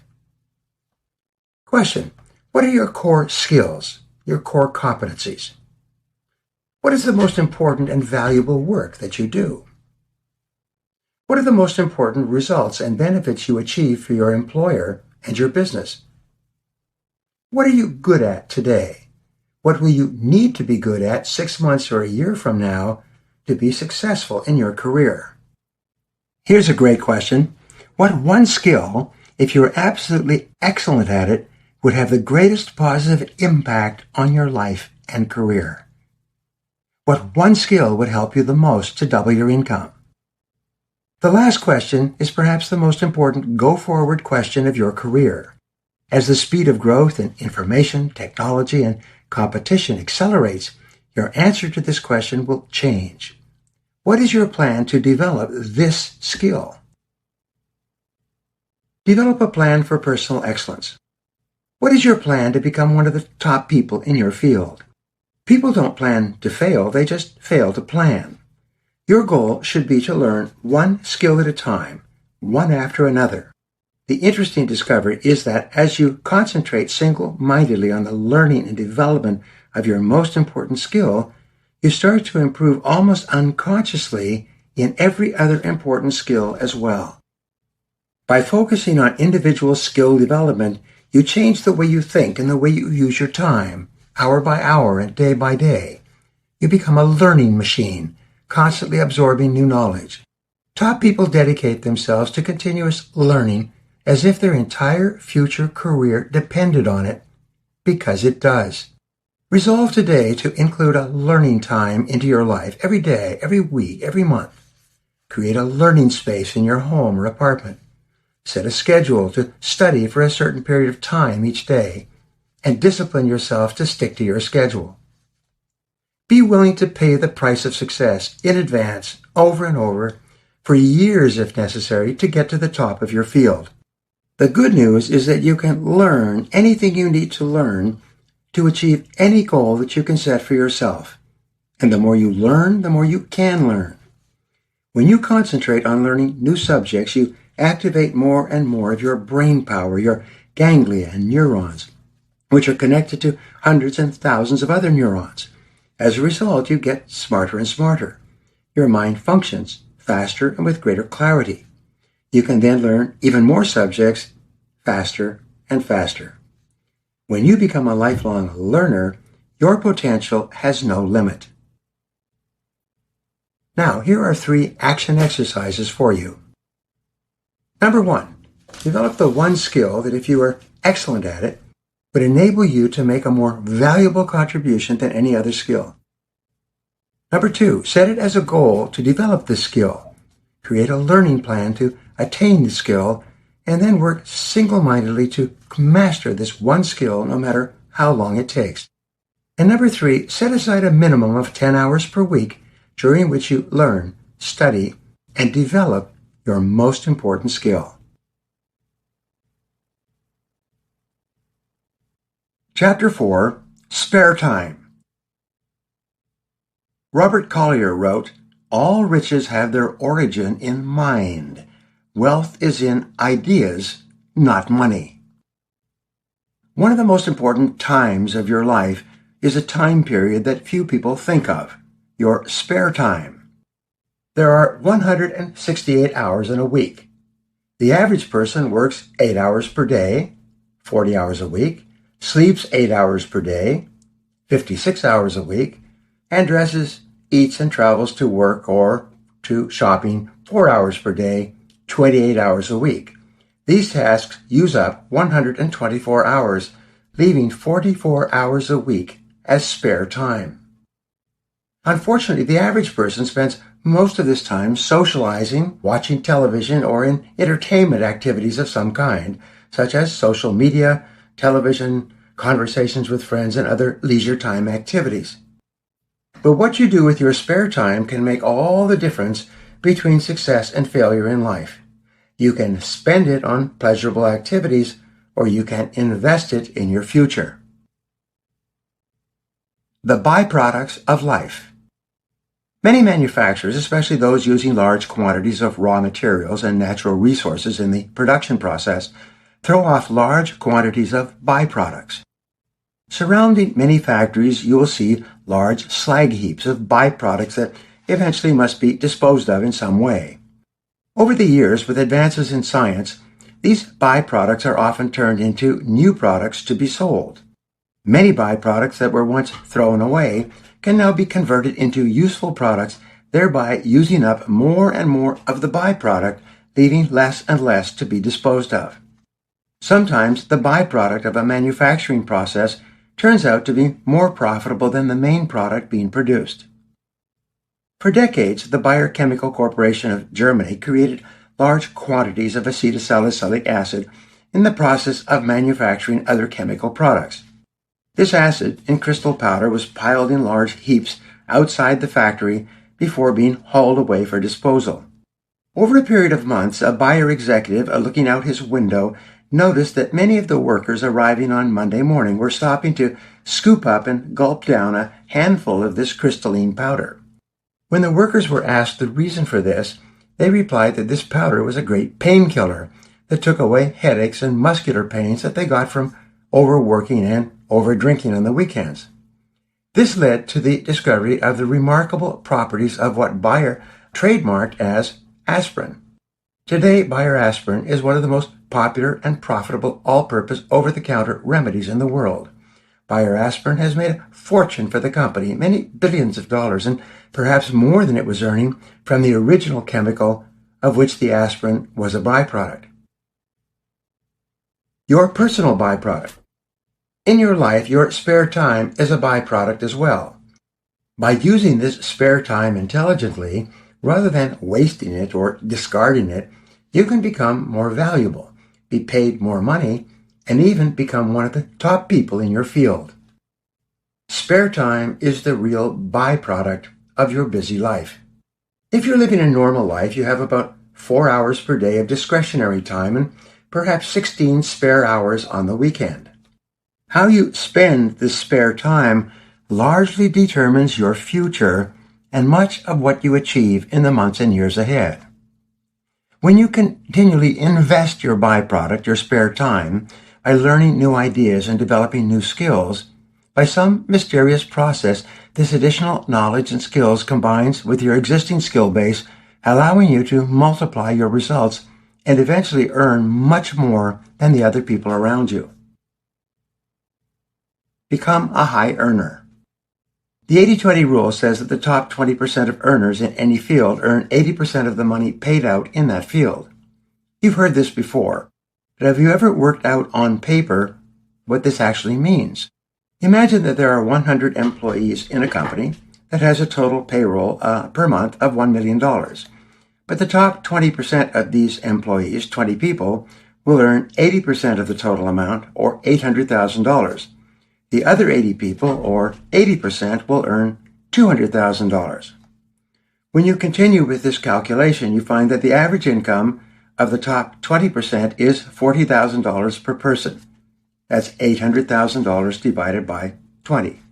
The average income of the bottom 80% will be $2,500 each, which is $200,000 divided by 80. What is the ratio of income between the high earners and the low earners? It is $40,000 divided by $2,500, or a difference of 16 times in income in exchange for working the same 8 hours. All over the world, this principle holds true. The people in the top 20% earn on average 16 times the average pay of the bottom 80%. The people in the top 20% of the top 20%, the top 4%, earn much, much more. My own story. When I was 24 years old, with holes in my shoes and struggling to get started in direct commission sales, another salesman asked me if I'd ever heard about the 80-20 rule, that the top 20% in sales earn 80% of the income. I had never heard that statistic, the Pareto principle, before, but at that moment it suddenly occurred to me that I had a choice. I could earn a little, or I could earn a lot. At that time I was earning a little, very little. So I made a decision that I was going to do whatever it took to get into the top 20%. That decision changed my life. From that day onward, I began asking successful people what they were doing differently from the way I did things. I read books written by successful people. I listened to audio programs on success and sales recorded by successful people.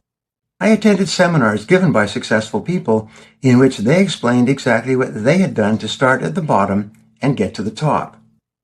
One thing I learned was that everyone in the top 20% started in the bottom 20%. Everyone who is doing well today was once doing poorly. Almost all rich people today were once poor. And the major turning point in the lives of the top people was when they made the decision to become one of the best people in their field. Resolve today to become a member of the top 20% in your field. If you're already in the top 20%, decide to be in the top 10%. Set a clear goal for yourself. Remember, you can't hit a target that you can't see. You can't achieve a goal if you don't know what it is. Whatever field you are in today, find out how much the top 20% are earning and then set their income level as your initial goal. Here's the good news. Once you've decided to get into the top 20% in your field, nothing and no one can stop you as long as you don't quit. Your own determination is stronger than any other influence. Make a decision. I have never met anyone anywhere in the world, and that's 121 countries so far, who failed to get into the top 20% after they made that do-or-die decision to do whatever was necessary to achieve it. And I never met anyone who got into the top 20% until they made that decision and then backed it up with months and even years of hard work. The motto of the top person is, I will until. The problem in society today is not an income gap. Instead, it is a skills gap. The highest paid people have skills that are in demand. The lowest paid workers do not. But skills are not handed out like Halloween treats. They are developed over long periods of patient, determined effort. Continue to learn and grow. People in the top 20% use their spare time well. They continue to learn and grow throughout their careers. As a result, their incomes increase at an average rate of 11% per year. At 11% per year, with the power of compounding, your income will double every 6.7 years. This means that if you start off at the age of 20, getting better and better each year, studying an average of 10 hours per week, by the age of 27, you will be earning twice as much as you were when you started. By the age of 34, you will double your income again and be earning 4 times as much. You'll be one of the highest paid people in your field. If you keep improving, increasing your productivity, performance, and income by 11% per year, by age 39, you will double your income again and be on your way to personal wealth. If you keep this up throughout your life, by the time you reach your 40s and 50s, you will be in the top 10% or even the top 1% of money earners in the world today. People in the top 20% continue to learn and grow throughout their careers. People in the bottom 80% stop learning and developing new skills as soon as they master the basic requirements of their jobs. Which one are you? Which one do you want to be in the years ahead? Resolve today to use 10 hours of your spare time each week to invest in your future. It will be one of the best decisions you ever make. Now, here are 3 action exercises for you. Number 1, put the power of compounding to work in your life by acquiring additional skills in your spare time. Number 2, resolve to join the top 20% of income earners in your field. And number 3, find out what the highest earners do in their spare time to stay ahead, and then do the same things over and over until they become habits of thought and action. Chapter 5, Work Time. H.W. Dresser wrote, "Be true to the best you know. This is your high ideal. If you do your best, you cannot do more."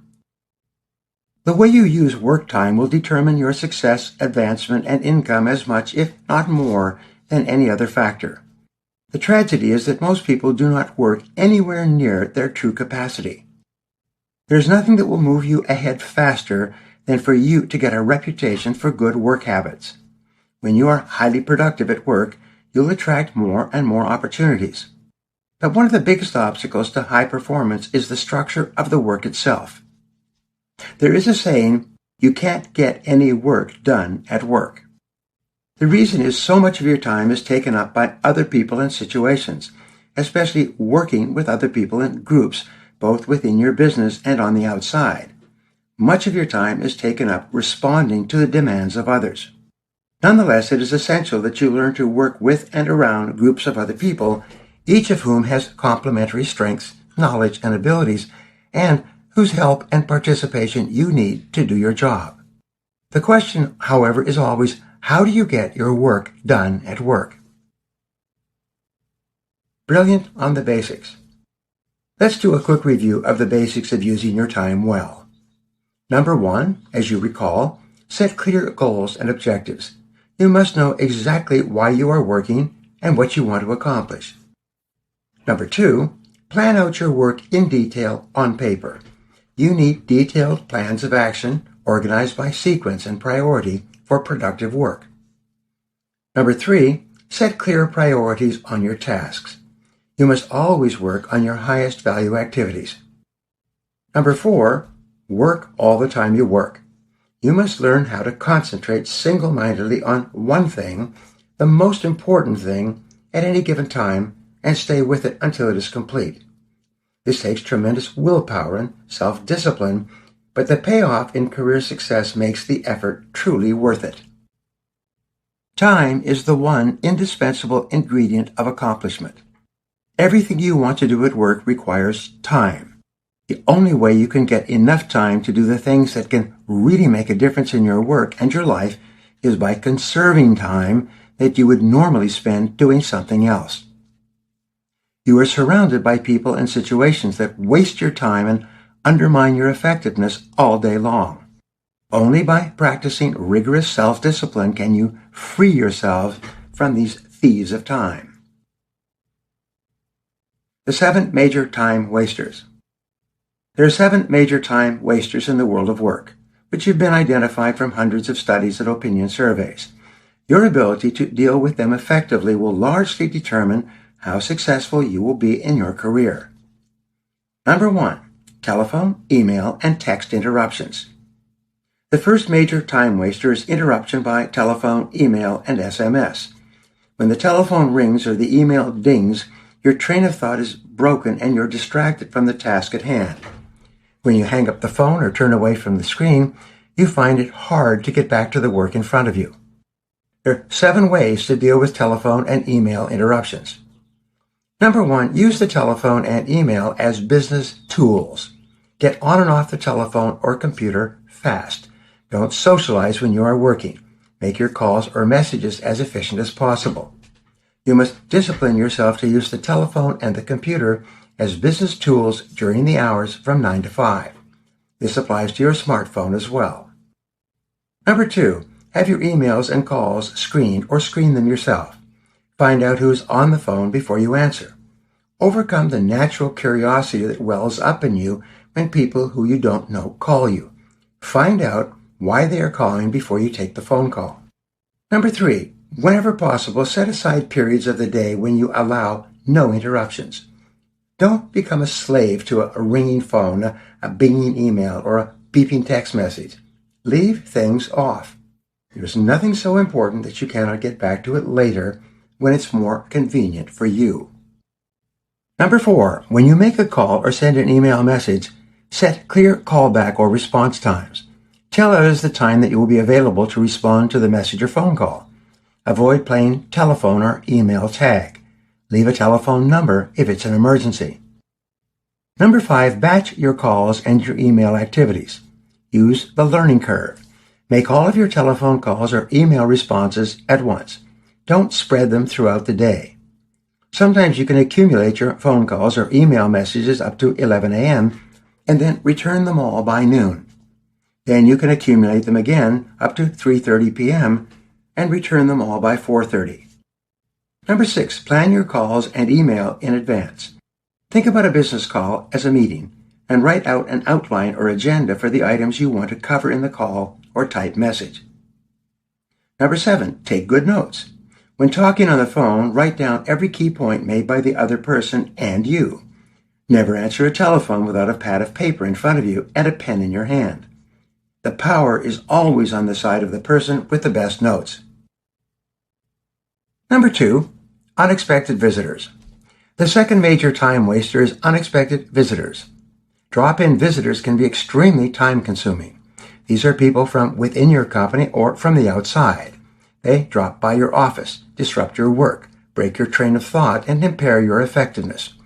Sometimes they talk endlessly about unimportant matters and keep you from your work. You must find ways to avoid this time waster at all costs. Here are 5 things you can do. Number 1, create a quiet time for work. Specify a time during the day when you will concentrate on your work.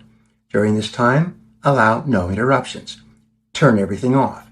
Get yourself a Do Not Disturb sign and put it on your door. Make it clear that when that sign is out, you do not want to be disturbed for any reason by anyone except in an emergency. Number 2, stand up quickly when unwelcome visitors walk into your office or come to your workplace as though you were just leaving. Start moving as though you were on your way out. Tell the time waster that you're really swamped today and you have a lot that you have to get done. When somebody interrupts you by phone, tell them that you are just leaving and that you are in a bit of a hurry. This will prompt them to get straight to the point. Number 3, bring the discussion to a close. When the meeting has gone on long enough, you can say, well, there's one more thing before you go. Finish off the conversation with anything you can think of, shake hands, and then go back to work. Number 4, arrange specific meeting times. To deal effectively with drop-in visitors, you can arrange specific times to meet that are convenient for both of you.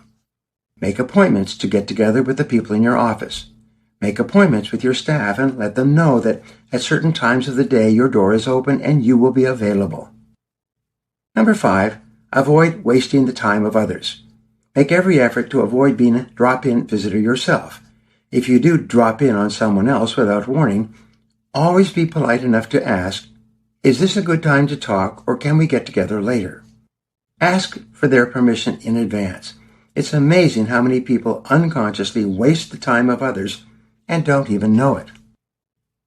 If you want to increase your efficiency, ask others, what do I do that wastes your time? Be prepared for an earful. And whatever the other person says, refuse to defend or explain. Just thank her and listen without interrupting. Number 3, meetings. The third time waster is meetings, both planned and unplanned. They consume 40 to 50% of your time. They can be planned and organized, involving several people, or they can be one-on-one in an office or in the hallway. Whenever you meet to talk with one or more people, you are having a meeting. Because of poor planning and preparation, many meetings are unnecessary or largely a waste of time. However, meetings are not an evil. Meetings are a necessary business tool for exchanging information, solving problems, and reviewing progress. But they must be managed and they must be used effectively. Before scheduling a meeting, determine its cost. Remember, each meeting costs the hourly rate of the people attending, multiplied by the number of hours spent in the meeting. Meetings should therefore be treated as an actual dollar expenditure with an expected value or rate of return on the investment. Here are 7 ways that you can make meetings more efficient. 1. Ask whether the meeting is necessary at all. If it is not necessary, avoid holding it whenever possible.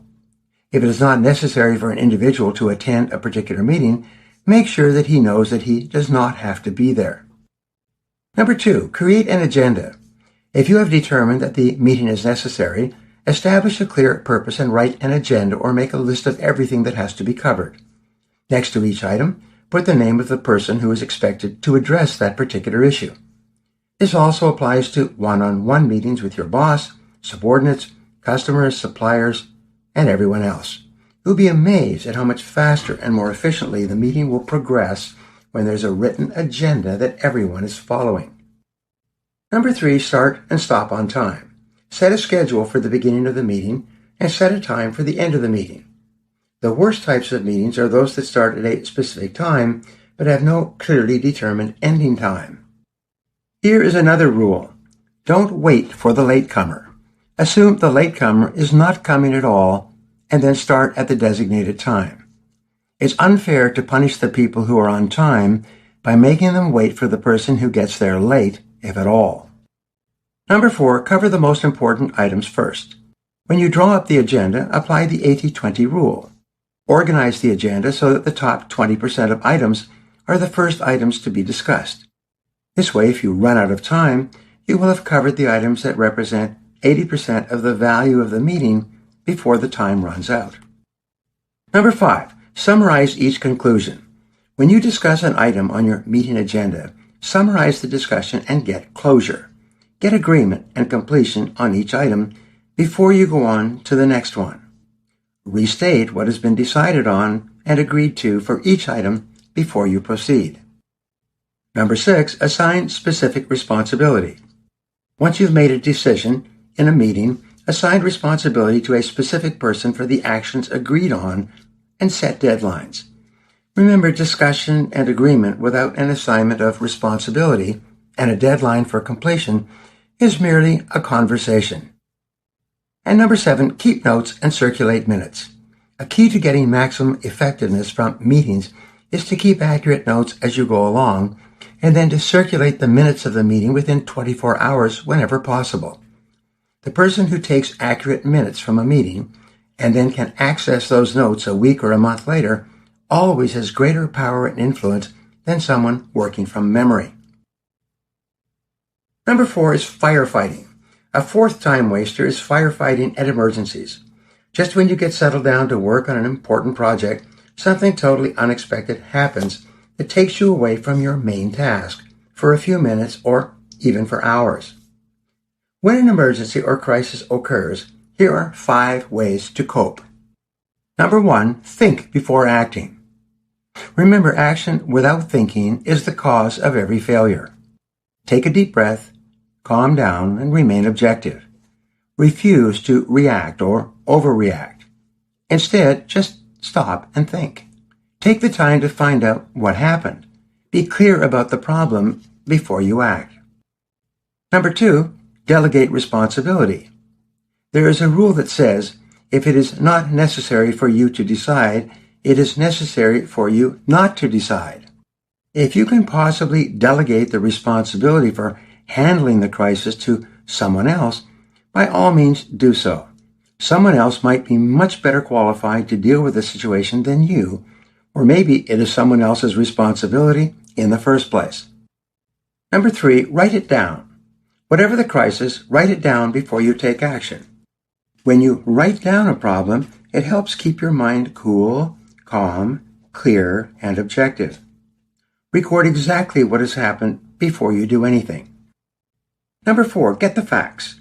Don't assume anything. The facts are perhaps the most important elements of all in a crisis. Ask questions. Find out what occurred, including details about when, where, and how it happened. Determine who is involved. Then ask, what can we do now? Remember, the facts don't lie. The more facts you gather, the more capable you will be of dealing with the problem when you take action. Number 5, develop a policy. If you find yourself dealing with a recurring crisis, one that happens again and again, develop a policy that is simple enough so that ordinary people can implement it. When the crisis occurs for the first or second time, it may require tremendous intelligence, experience, and energy to deal with it effectively. But if a crisis or problem has a tendency to repeat itself, and you cannot find a way to eliminate the crisis in advance, you should by all means develop a system so that the average person can deal with the problem in your absence. Number 6, plan for the worst. Problems and crises are normal, natural, and unavoidable in the history of any company or organization. One of the qualities of great leaders throughout history is that they develop the ability to think ahead and determine what could possibly go wrong. They then plan for contingencies in advance. When something goes wrong, they are ready to move quickly.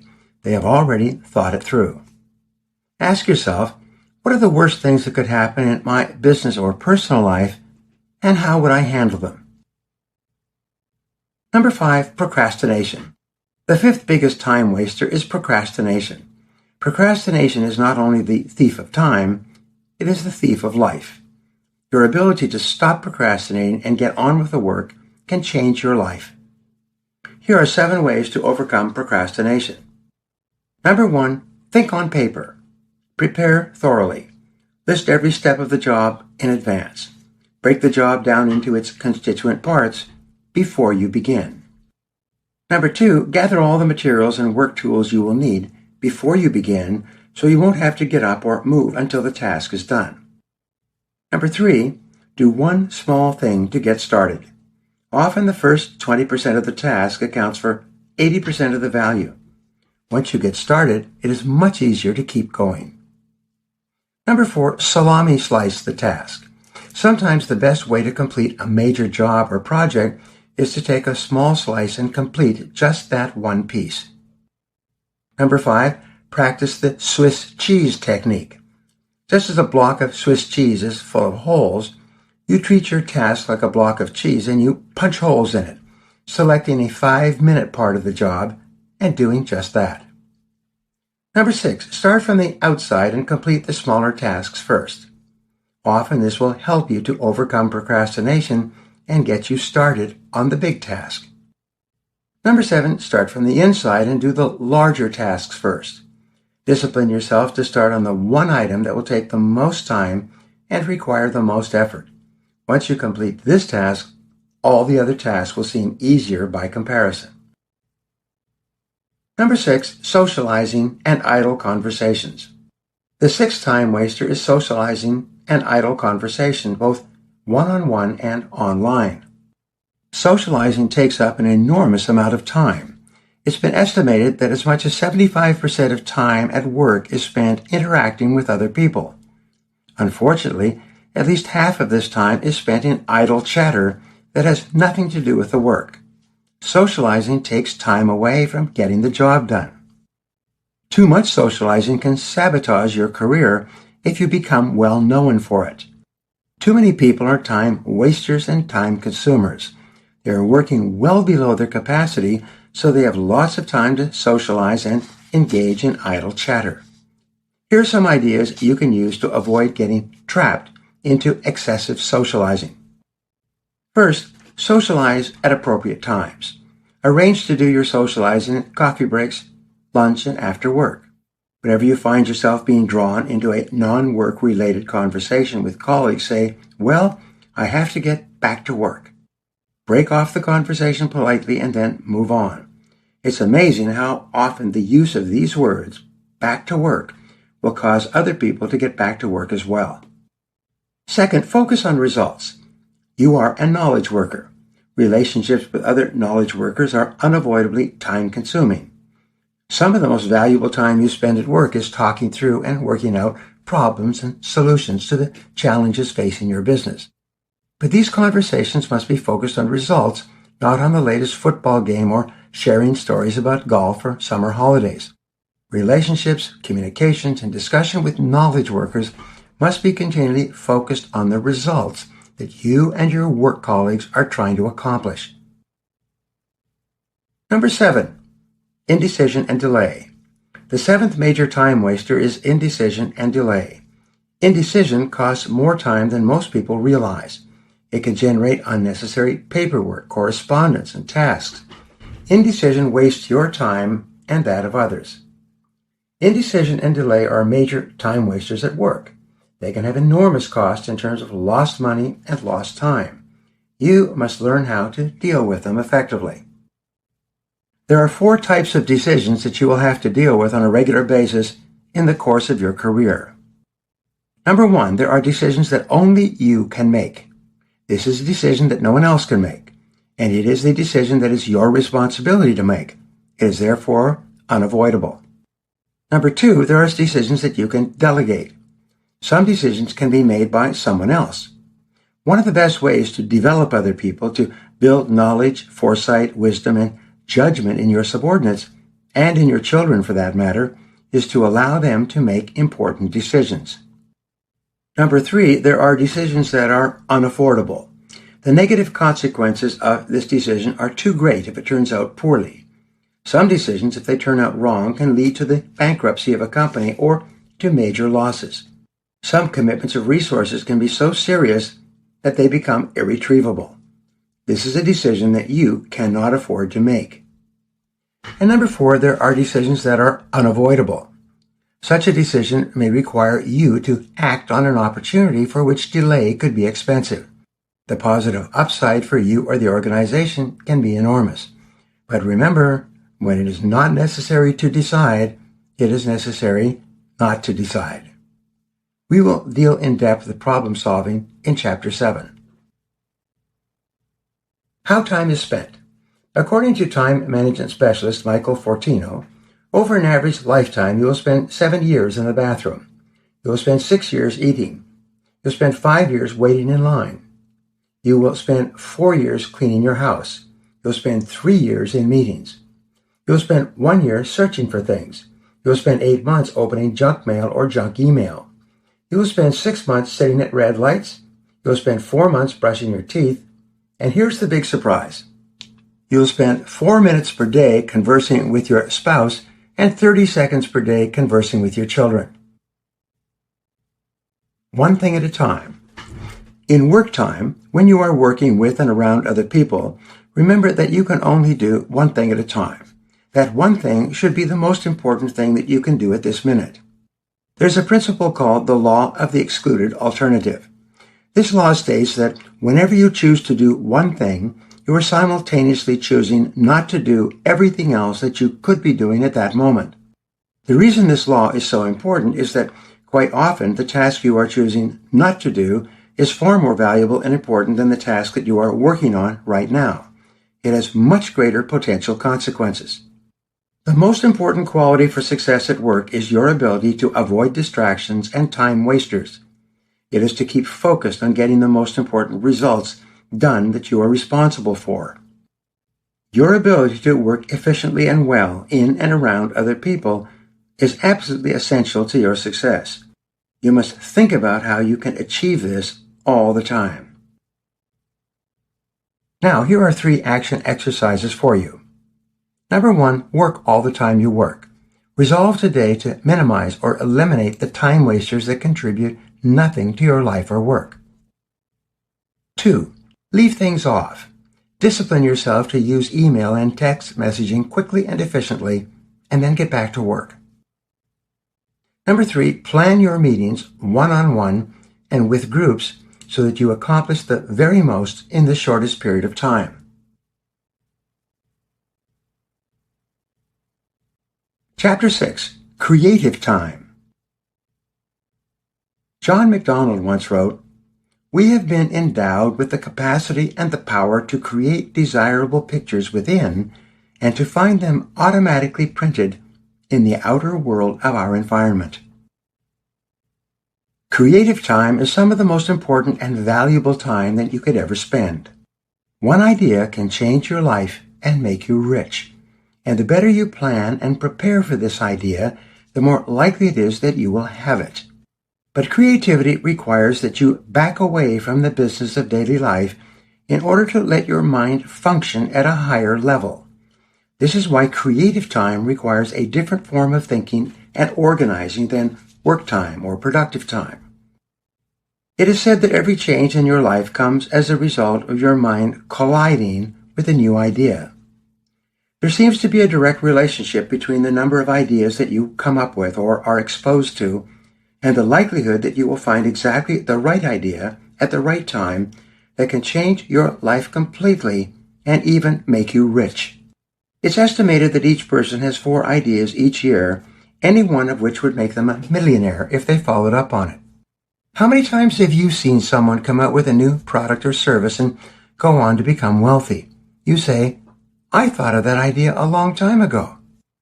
Yes, you did, but you failed to act. You didn't do anything about the idea. As a result, someone else came up with the same idea and ran with it, trying it out, debugging it as she went along, and eventually making the new idea work at a higher level. You could have done the same. The billion-dollar idea. In June 2009, my wife, my daughter, and I attended an all-day meeting with our publisher at their offices in downtown San Francisco. The meeting ended at 5 p.m. We were tired and looking forward to getting back to our hotel. But when we walked out onto the sidewalks of San Francisco, there were no taxis. We walked a block to a busy intersection looking for a taxi and waving at any taxi that went past, but no one stopped. We walked another block to a hotel entrance, hoping to take a taxi from the taxi stand in front, but the taxi stand was empty. We walked for half an hour through the busy, teeming rush hour traffic of San Francisco and could not find a single taxi to take us back to our hotel about a mile away. Eventually, tired and hungry, we stopped at a restaurant and had dinner. After dinner, we once more began our walk toward our hotel, which was a while away up the steep hills of San Francisco. This time, we finally found a taxi and made it back to our hotel. We learned later that the unionized taxi industry had installed what is called changeover time. This is the period between 5 p.m. and 7 p.m. when people need taxis more than almost any other time in the day. But this is when the taxi drivers go home for dinner. They shut off their lights and refuse to pick up anyone during that 2-hour period. The importance of taking action. Here's the interesting part. In that same year, 4 other businessmen in San Francisco came out of a late meeting and tried to hail a taxicab. They had the same experience that we had had. They could not find a taxi anywhere. They ended up having to walk a considerable distance to get back to their hotels as well. They asked, as we did, why isn't it possible to get a taxi at rush hour or at other times in a big city like this? But while my family went back to the hotel, complaining and grumbling, these 4 businessmen decided to start a new company to fill this need. They saw a business opportunity to solve the problem of non-availability of cabs. They called it Uber. They decided to make taxis available to anyone through a simple app that you could download for free. Today, the Uber concept has swept the world. As of 2016, the company was valued at $62.5 billion. And all the founders were among the richest people in the world. By the way, I had the same experience trying to find a taxi between 5 and 7 p.m. in both New York and Paris over the following 2 years. During those hours, the taxi industry simply shuts down. When Uber became available in New York and Paris, the taxi drivers revolted and went on strike. In Paris, they started riots and burned the cars of Uber drivers. But today, Uber has more cars and drivers in those 2 cities than the entire taxi industry had developed in the last 100 years. And they are all thriving. You are a potential genius. My point is this. There are great ideas all around you. All you need is one good idea to improve an existing product or to create a new product or service for you to begin your fortune. Albert Einstein wrote, "Every child is born a genius." The fact is that you were born a potential genius.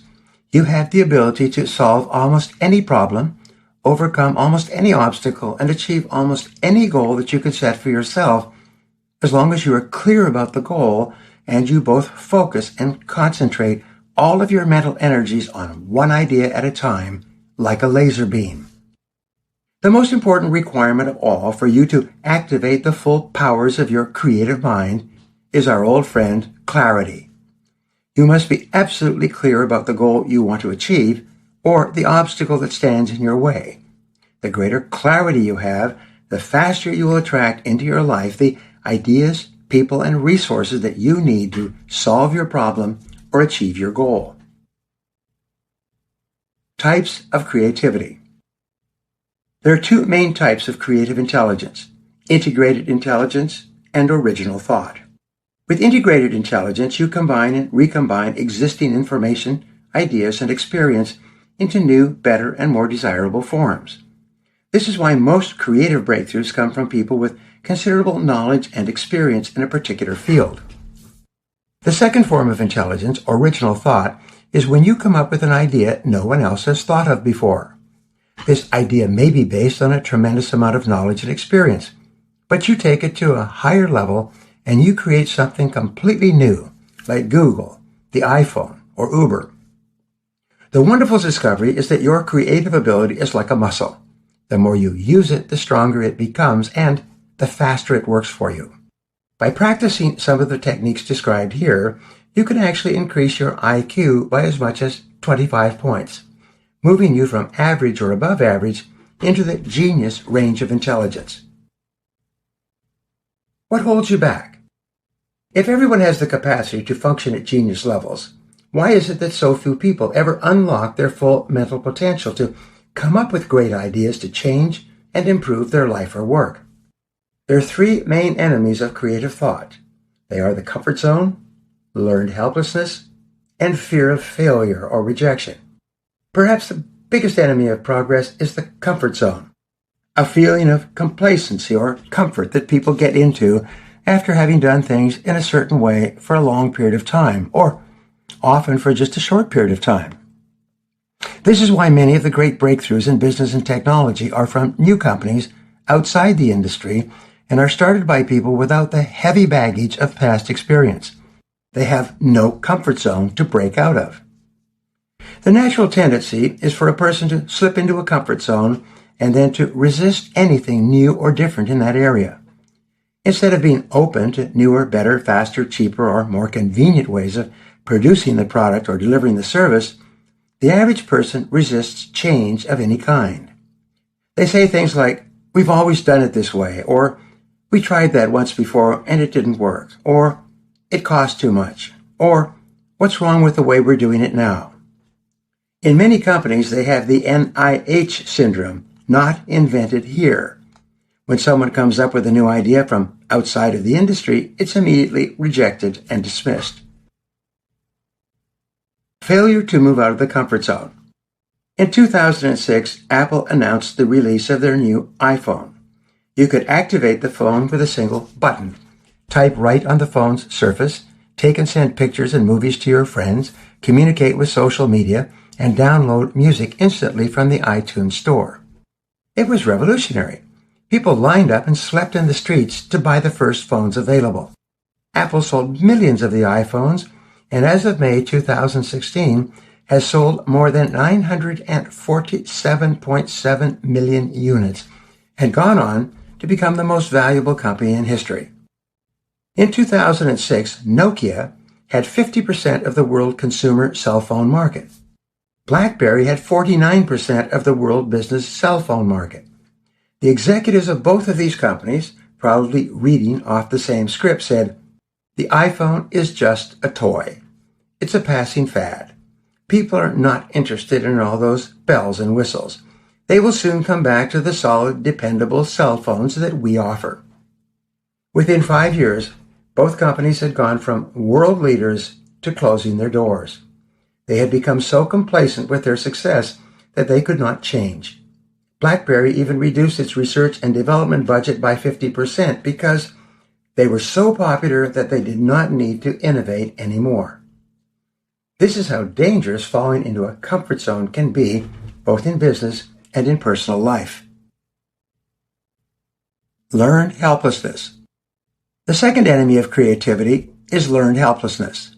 People feel helpless in the face of rapid change, competitive actions, or unexpected setbacks. This is one of the most common reasons people do not try something new or different. And if they think of an idea to do things in a different way, they immediately reject it and go back to what they were doing before. Learned helplessness occurs when someone tries new ideas and fails, which young people do over and over again. After failing several times, and sometimes even after a single failure, they conclude that they cannot change the situation or the way things are. They develop learned helplessness and stop trying to do or try new things at all. This can happen very early in life and then persists throughout a person's career. Fear holds you back. The third enemy of creativity is the fear of failure, and its twin, the fear of rejection. The fear of failure triggers a form of paralysis, like a deer caught in the headlights. Whenever someone thinks that they might lose their time or lose their money, the fear of failure looms in their thinking, and they begin thinking about everything that could go wrong. They immediately back away from trying or investing in anything new or different. In addition, the fear of rejection caused by the fear of criticism is a major reason people do not try new things.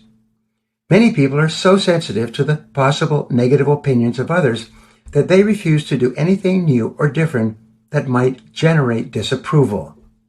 Whenever you have or hear a new idea, be alert to the natural tendency to resist the new idea by slipping back into your comfort zone, feeling incapable of making it work, learned helplessness, or fearing failure or rejection, fear of failure.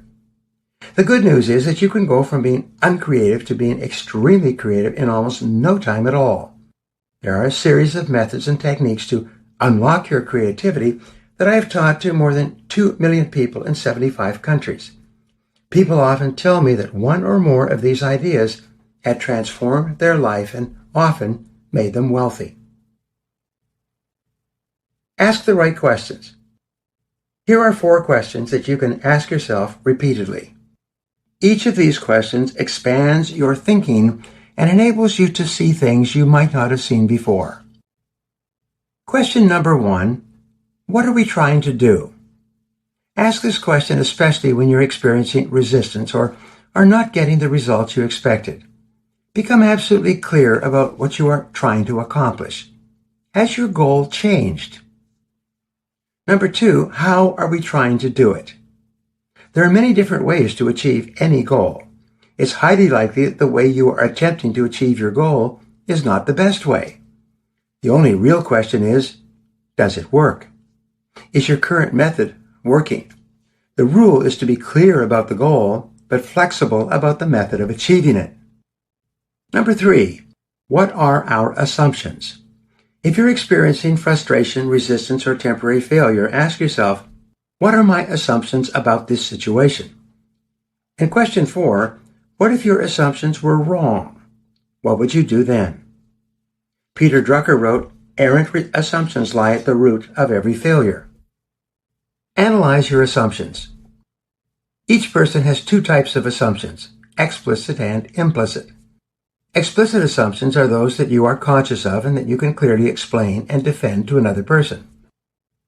The first and most dangerous explicit assumption that a person makes in a new business is that there is an actual market for the product or service. But according to Forbes magazine, fully 80% of business failure is caused by a single factor. Customers simply do not want the product that you are offering. Even with the best market research, fully 80% of new products introduced each year fail in the marketplace and have to be discontinued, costing enormous amounts of money. The people who developed and marketed the product proceeded on the assumption that there was a market demand for what they were selling and that the demand was big enough and profitable enough to justify all of the efforts to bring the product to market in the first place. The second type of assumption is implicit or unconscious. This is something that you believe without question. What could they be for you? One fatal implicit assumption is, because I want to, I can. Many people assume that their desire or willpower or determination is all that is necessary to overcome obstacles and eventually succeed. But there is often very little relationship between what you want to do and what you are capable of doing. Another fatal assumption is, because I have to, I can. The truth is that you may lack the knowledge, skills, money, or resources to achieve a particular goal that you feel is essential to your success. Your life is greatly influenced by your assumptions. You always act on the basis of what you believe to be true, even if it is not true at all or you have no proof. Challenge your assumptions. Be prepared to consider that your most cherished assumptions about yourself or your business could be completely wrong. This is a difficult possibility for most people to deal with. But whenever you are struggling to make progress in any area, or facing what seems to be an unsolvable problem or difficulty, stand back and ask yourself, what if I am completely wrong in what I am trying to do? What if we are completely wrong in our current approach? What if there is a completely different way to achieve this goal? What if we could do something that has never been done before? The words "what if" are probably responsible for more creative breakthroughs than any other words. Edward de Bono, an expert on thinking skills, calls this PO, or provocation. Like an electric cattle prod, whenever you ask a provocative question that challenges or shakes up your thinking, you stimulate creativity and creative responses. Could there be a better way? This is a great question that can sometimes make you rich. The fact is that there's always a better way for you to solve any problem or accomplish any goal. There's always a better way to produce, sell, or deliver any product or service. Practice reinvention.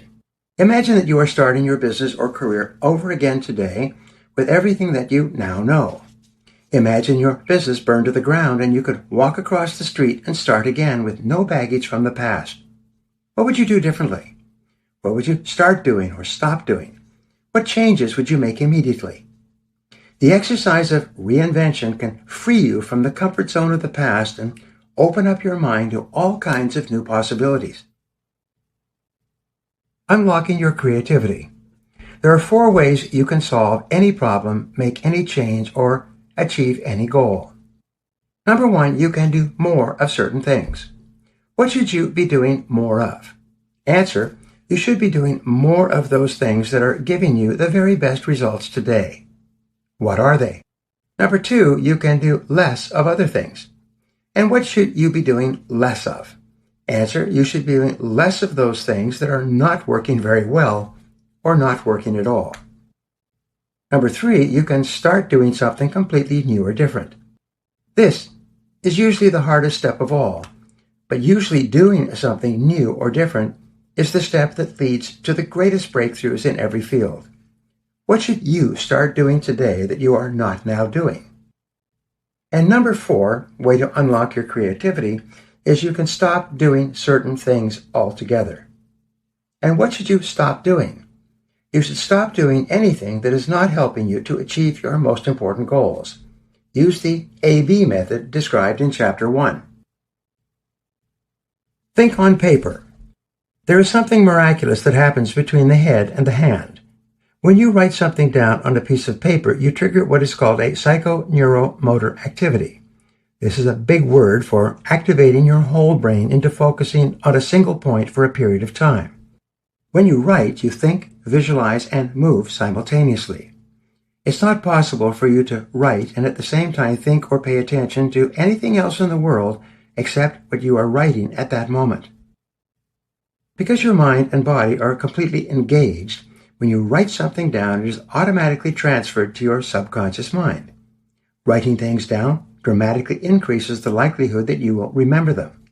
Writing down your goals increases the likelihood that you will achieve them. Writing things down activates your creative ability. It stimulates your brain. It's like stepping on the accelerator of your mental engine. Solve any problem. Here's a simple exercise for you. Select a problem that you have been trying to solve. Take a clean sheet of paper and write out every detail of this problem. Write down all the facts or information that you have about this situation. Ask questions like these. What am I trying to do? How am I trying to do it? What exactly is the problem or goal? How did this problem arise? When did it happen or occur for the first time? Who is involved? Why did this problem happen? Is this really a problem, or could it be an opportunity? These questions stimulate your creativity. You will be amazed at what you think of when you begin writing, line after line, every detail of the problem you are wrestling with, including all the possible causes and the many possible solutions. Sometimes during this exercise, the exact right idea or solution will jump off the page at you. I've worked with people who had been struggling with a goal or problem for many months, who were able to solve it in a few minutes by simply taking the time in the quiet to write down every detail of the problem. As a result, the problem practically solved itself on the paper in front of them. Your superconscious mind. Throughout history, people have talked and written about a higher form of mind or thinking that each person has available to them. Sigmund Freud called it the superego. Alfred Adler called it the supraconscious mind. Napoleon Hill referred to it as infinite intelligence. Ralph Waldo Emerson called it the oversoul. Many people referred to it as the God mind. After many years of research, I preferred to call it the superconscious mind. However you describe it, this mind is always available to you, just as is your iPhone or laptop computer. You can turn it on and access it at any time. In a few moments, all of your superconscious powers become available to you to solve your problems and achieve your goals. Activating your mental powers. The superconscious mind has several amazing qualities. Number 1, the superconscious mind will enable you to achieve any goal you want as long as the goal is clear. People who write and rewrite and think about their goals constantly seem to enjoy a steady stream of ideas that help them to achieve their goals faster. Number 2, the superconscious mind has access to all your previous knowledge and experience from throughout your entire life. Plus, it has access to the knowledge and experience of others, even at a great distance. Number 3, the superconscious mind is the seat of the power of attraction. When you have a clear goal, the superconscious mind sends out vibrations that turn you into a living magnet. With this power, you begin to attract into your life the ideas, people, circumstances, and money that you need to achieve your goals. Number 4, the superconscious mind automatically solves every problem on the way to your goal, as long as the goal is clear. Number 5, the superconscious mind will bring you exactly the answer you need at exactly the right time. But this information is time-dated. You must act on it immediately in some way, or it will be too late. Number 6, your superconscious mind will bring you the lessons you need to achieve your goal, often disguised as obstacles, setbacks, and temporary failure. Your main job is to look into the problem or difficulty and ask, what can I learn from this experience?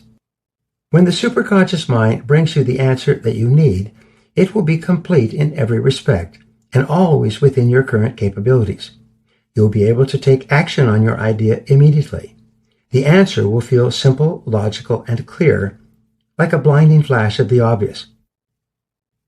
Your superconscious mind often speaks to you through your intuition, the still, small voice within. If you listen to your intuition and follow its guidance, you'll probably never make another mistake. Fortunately, your superconscious mind is always available, even if you have not paid attention to it or listened to your intuition for a long time. It actually grows stronger and works faster as you use it and trust in it. Mindstorming. There's another way that you can use the power of pen and paper to activate your subconscious and superconscious minds. It is called the 20 Ideas Method. More people have become wealthy with this method than any other practical way of creative thinking ever discovered. It also activates your superconscious mind. Here's how it works. Take a clean sheet of paper and write your most important goal at the top of the page in the form of a question. For example, you could write, how can I double my income over the next 12 months or by such and such a date? Even better, select a specific amount. Write, how can I earn X number of dollars by this specific date? The question must be simple and clear, something that a 6-year-old child could understand, and that triggers practical answers, as this question does. You then discipline yourself to write down at least 20 answers to your question. But here's a warning. The first time you do this, you'll find it's one of the hardest thinking exercises that you've ever practiced. Your first 3 to 5 answers will be simple and obvious. Do more of this, or less of that. Your next 3 to 5 answers will be more difficult. What should you start doing or stop doing? The next 10 answers will be some of the most difficult of your life. Unless you exert tremendous discipline, you will feel like giving up and quitting this exercise. This is normal and natural the first time that you practice mindstorming. But if you discipline yourself to continue writing until you have written out a minimum of 20 answers, something amazing will happen. Very often, among those answers will be a breakthrough idea that enables you to achieve your goal or starts you off in a new direction that leads you to the right solution. You can use mindstorming as a regular part of your life. Every time you have a goal, sit down with a sheet of paper, write the goal as a question at the top of the page, and then write 20 answers to your question. The final part of mindstorming is for you to take action immediately on at least one of the ideas you have generated. When you take action on one of these ideas, you keep your creative juices flowing. Taking action on one idea triggers additional ideas. Taking action on an idea activates your superconscious mind and begins to attract into your life people and circumstances that can help you. Brainstorming. The brainstorming method, developed by advertising executive Alex Osborne in 1946, has become one of the most popular creative thinking techniques of all, often leading to breakthrough results. When you bring together a group of people to focus their intelligence and creativity on a single problem or goal, you activate and stimulate the minds of everyone in the group. A higher mind then becomes available to all the participants, often triggering ideas that nobody had thought of before. Brainstorming is simple. There are a few basic rules that you can practice in your first brainstorming session. Number 1, the ideal group size for a brainstorming session is 4 to 6 people. Fewer than 4 people is not enough to get the full value of brainstorming, and more than 6 people does not give each person a chance to share their best thinking. Number 2, a brainstorming session should be 15 to 45 minutes long. Start and stop on time. When everyone is clear when the brainstorming session ends, like the final bell at the stock exchange, more ideas will be stimulated in a shorter period of time. Number 3, here's the key. No criticism, no ridicule, no judgment at all of any of the ideas. The leader of the brainstorming session remains totally positive, complimenting every idea and praising people for their contributions. Number 4, focus on quantity of ideas rather than quality. Make it a game to see how many different ideas, no matter how ridiculous, the group can generate within the specific time prescribed. Number 5, the job of the leader is to encourage everyone to contribute their best ideas, especially those participants who might be a little shy or reserved. Often, these quieter people have incredible ideas if they get a chance to share them. Number 6, assign one person the job of keeping notes. Record each idea. Write it down. Afterward, you can type up all of the ideas for review or circulation. Sometimes one good brainstorming session can change the direction of a company or a life. Number 7, encourage the participants to come back to you later if they think of any ideas that did not come up in the brainstorming session. Remember, one new idea, if it's the right idea at the right time, can be all you need to transform your results. The 5-step creative thinking process. The starting point of unlocking your creative genius to achieve any goal is clarity. This requires that you verbalize or express your goal clearly in words. The simplest way to do this is to simply write down your goal in the present tense, beginning with the word I, followed by an action verb. When you say, I achieved this particular goal by this particular time, your subconscious and superconscious minds accept this as a command and begin working on this goal 24 hours a day. The second step to unlocking your creativity is for you to visualize. Create a clear mental picture of your goal as if it were already a reality. There's a direct relationship between how clearly you can see your goal in your mind's eye and how rapidly you achieve it. The third step is for you to emotionalize your goal. Get the feeling. Imagine and create the feeling that you would enjoy if you achieved your goal exactly as you have verbalized and visualized it. Create within yourself the feelings of joy, satisfaction, happiness, relief, or personal pride that you will experience when you achieve this goal. These 3 techniques, verbalization, visualization, and emotionalization, activate your creative mind and unlock your mental powers. The 4th stage is for you to practice complete relaxation. Let it go completely. Get your mind busy elsewhere. Forget about the goal and become so busy doing something else that you don't think about it at all.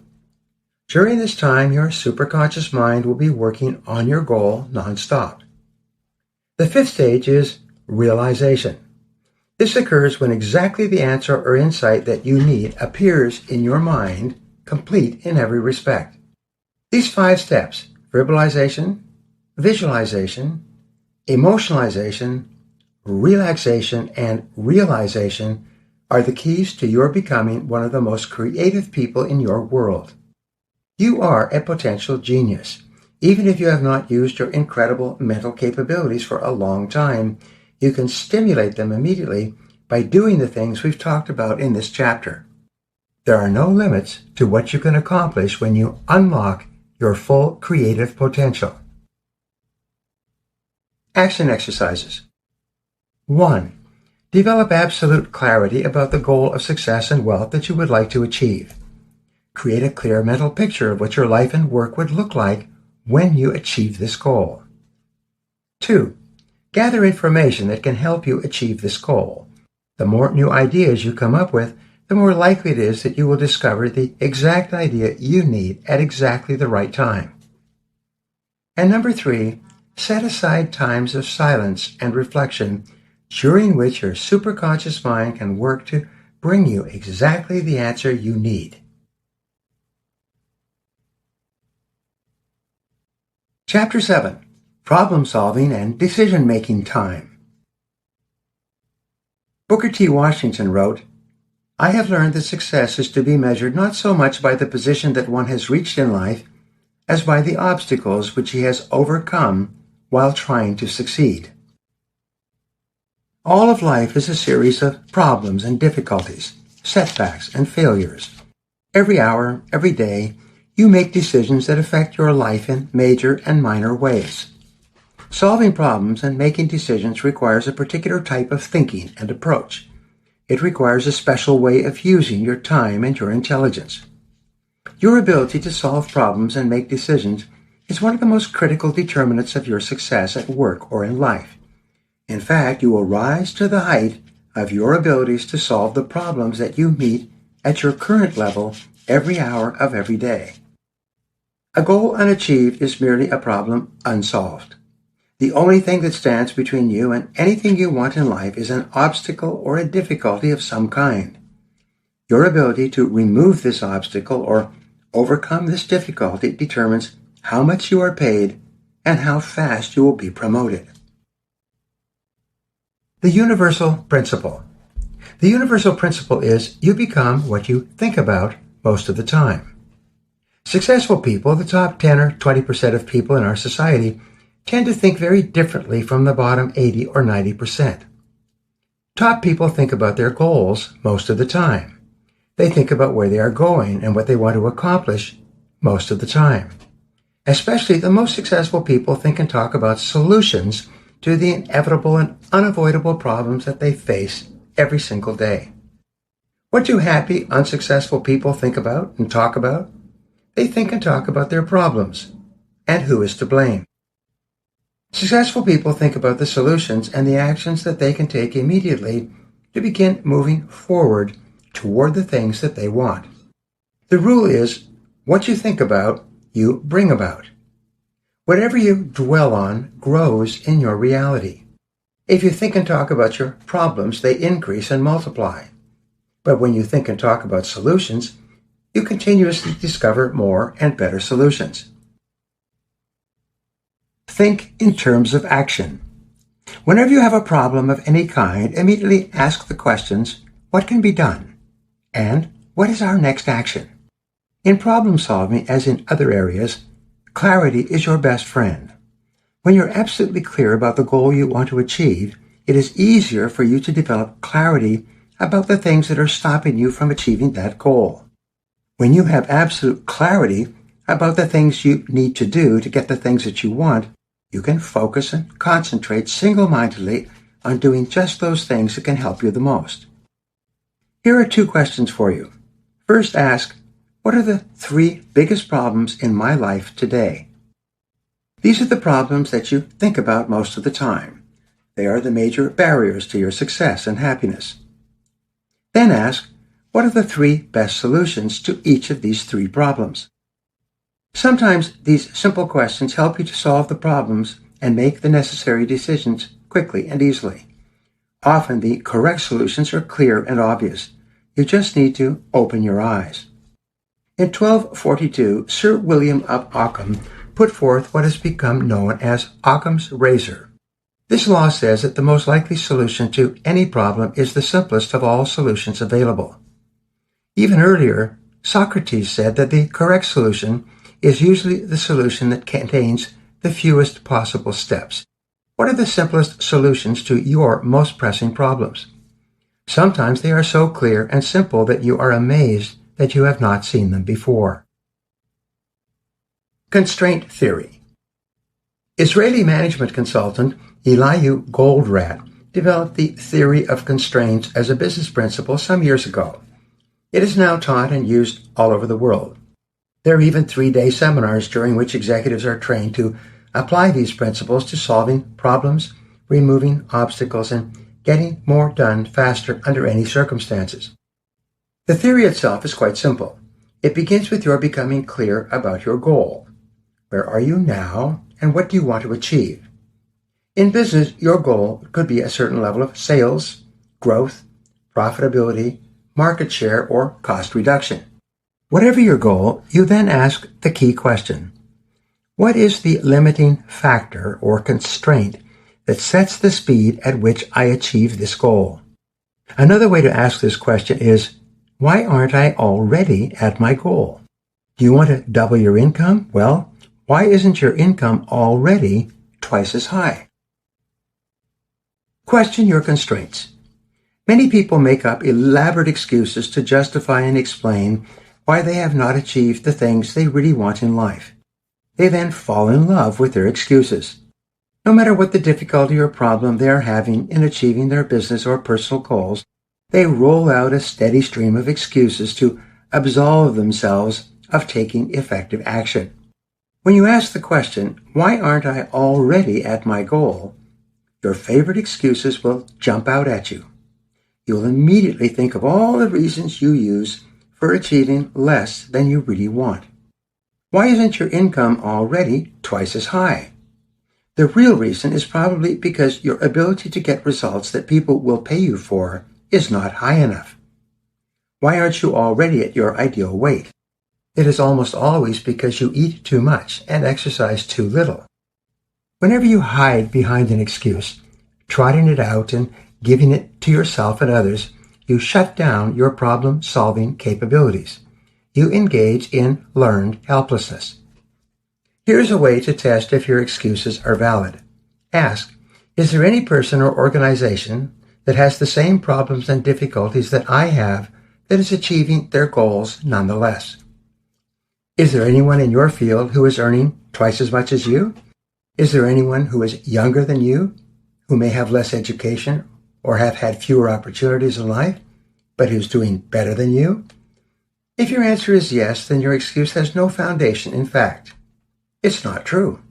It's a deception that you have talked yourself into, but which is contradicted by the reality of the world around you. Assume there is always a solution. If you want to unlock your full potential, you must avoid the fatal disease of excusitis. This is an inflammation of the excuse-making gland, which is invariably fatal to success. Begin by assuming that for any problem or difficulty, there is an answer or solution just waiting to be found. Your absolute confidence that there is a solution and that you can find it makes you positive, confident, and more likely to solve the problem. Solving problems and making decisions is what you do in your life and work all day long. No matter what job description is written on your business card, your true job is problem solver. Your success and promotion are largely determined by your demonstrated ability to solve the problems that you meet at your current level. Henry Kissinger once said, "The only reward you get for solving problems is even larger problems to solve." The bigger and more complex the problems you can solve, the more valuable and important you become to your organization, and the more you will be paid. The most highly respected and successful people in any company are those who can solve the biggest and most complex problems. Focus on the solution. Your ability to focus on a single problem or decision is very important to your success. The same amount of electricity necessary to power a light bulb, properly focused into a laser beam, will cut through steel. When you focus all of your attention on solving a particular problem or achieving a particular goal, your mind becomes more and more like a laser beam, capable of cutting through any obstacle that stands in your way. You could dramatically improve your ability to solve problems by asking and answering the right questions over and over again. When I conducted problem-solving and decision-making seminars for IBM some years ago, I always began by encouraging the participants to ask a series of key questions.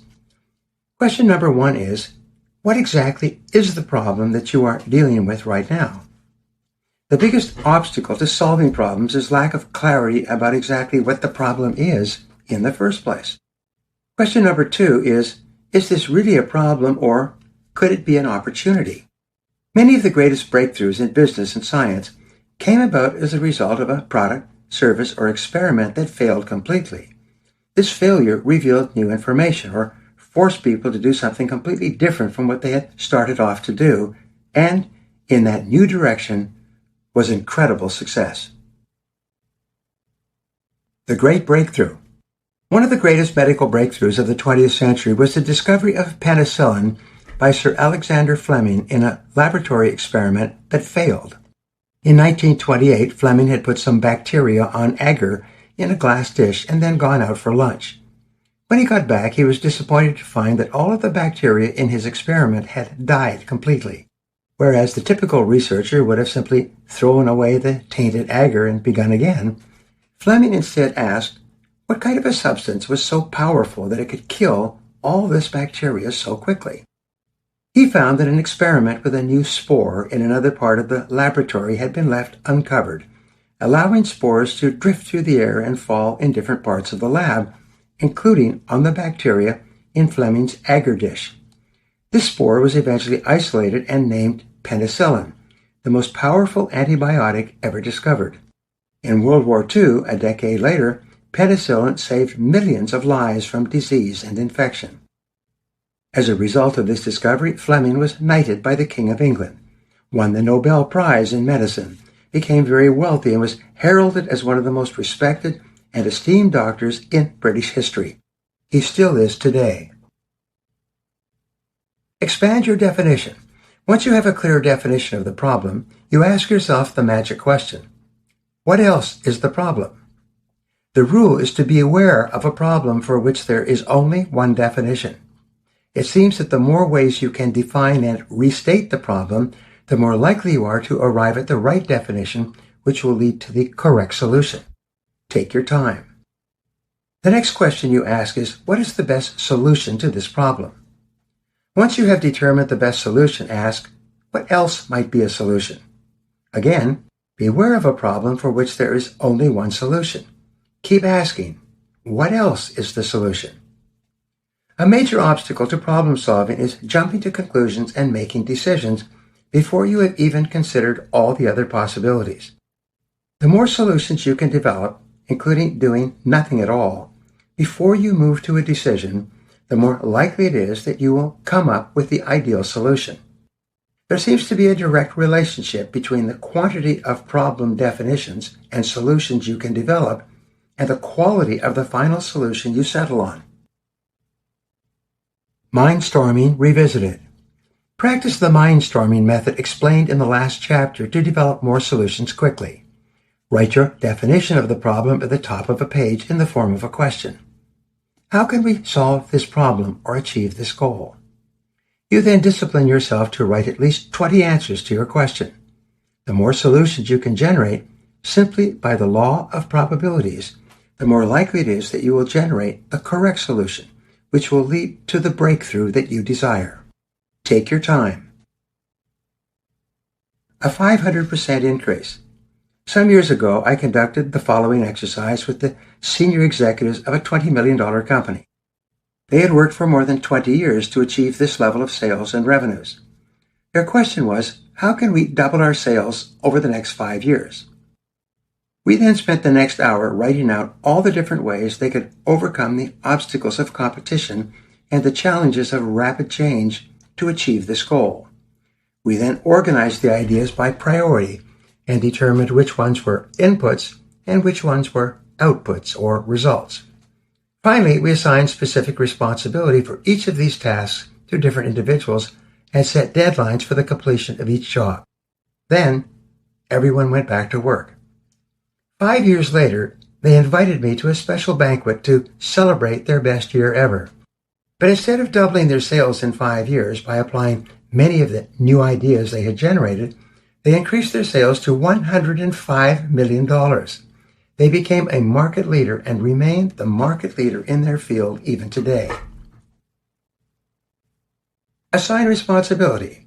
Once you have clearly identified the true problem that you are attempting to solve and have agreed on the best solution, the next question is, who is going to be responsible for carrying out this solution? It's amazing how many problem-solving meetings end with a clear, agreed-upon solution, but 2 weeks later the problem still exists. Why? because no one was assigned specific responsibility for implementing the solution. When you have chosen a specific person to be responsible for the solution, set measures that you can use to determine progress and to ensure that the solution has been successful. Set deadlines and sub-deadlines. The more important the solution is to your company or to you personally, the more regularly you should check to make sure that everything is being done on time and on budget. The Peter Principle. Some years ago, a man named Dr. Lawrence Peter wrote a book called The Peter Principle. This became a bestseller and an eye-opener for millions of people. Peter said each person in an organization is continually promoted based on their ability to do their job and get results. This promotion process continues until the employee reaches the level where he can no longer do his job in a satisfactory manner. At that point, he stops being promoted. His career levels out. For this reason, Peter said, eventually each person rises to their level of incompetence. His critical insight was that people who have reached their level of incompetence eventually staff every organization at every level. They are not capable of doing their work well at that level or of being promoted or demoted. All organizations, but especially government organizations, end up being staffed by incompetent people. This insight explains a lot of the problems with underperformance and excessive spending in government bureaucracies. Your problem-solving ability. This is what happens in your life as well. When you start your career, you are given work to do requiring that you solve problems and achieve results at that level. As you demonstrate a mastery of your work by solving the problems, overcoming the obstacles, and getting the results expected of you, you are promoted, almost automatically, to more responsible positions. At each new position, the problems you face will be more difficult and more complex and will have greater consequences for success or failure. As you demonstrate your ability to solve the more difficult problems at that level, you will automatically be promoted again and again. Your ability to solve problems and achieve results determines how high you rise and how far you go in your career. Become solution-oriented. Develop an intense solution orientation. The more you think about solutions, the more solutions you will discover. The more confident you become that you can solve any problem you face, the more likely it is that you will find the right solution at the right time for you. Identify your biggest problems in life today. Think about the steps you could take immediately to solve them. Then take continuous action toward the solution of your problems and the achievement of your goals. Problem-solving and decision-making time can be done two ways. The first is when you sit quietly by yourself with a pad of paper, focusing single-mindedly on one problem at a time and writing down all the ideas that come to you. The second way is when you collaborate with one or more people to focus on a single problem or obstacle. These two activities are more important for your success than anything else you do. Problem-solving and decision-making time, if you plan and use them correctly, can do more to help you advance in your career than almost any other activity you can engage in. Now, here are 3 action exercises for you. Number 1, answer the question, what is the biggest single problem you are wrestling with today? Define it in writing. Number 2, write it at the top of the page in the form of a question, beginning with, how can we solve this problem? And 3, discipline yourself, alone or with others, to generate 20 different ways to solve this problem. Take action immediately on at least one answer. Chapter 8, People and Family Time. Henry Drummond once wrote, "You will find as you look back upon your life that the moments that stand out, the moments when you have really lived, are the moments when you have done things in a spirit of love." The time you spend with other people and the way you spend it determines perhaps 85% of your happiness, success, or failure in life. People time is different from work time, productive time, creative time, and learning time. What you need to do to be effective and successful in your work and career is almost the opposite of what you need to do to be effective and successful with your family and relationships. Harmonious relationships require large chunks of unbroken time, both at home and at work. In your career, the things you do and say and your interactions with others largely determines your future. More people are let go for personality problems than for lack of technical competence in every business and in every type of economy. At home, the quality of your relationships is more important than anything else. In life, there's a simple equation. QR times QR equals PS, or the quantity of your relationships times the quality of those relationships equals your personal success. At home, the people you love and the people who love you in return will determine the quality of your emotional life. Your choice of a spouse, mate, or companion will largely determine how happy and fulfilled you will be. The only way to increase the value of a relationship is to invest more time into that relationship. There's a direct relationship between the quantity of time that you invest and the quality of the relationship that you will have with that other person.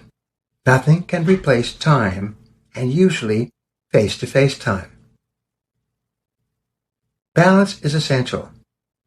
To be truly happy, you must achieve a balance between your family relationships and your work life.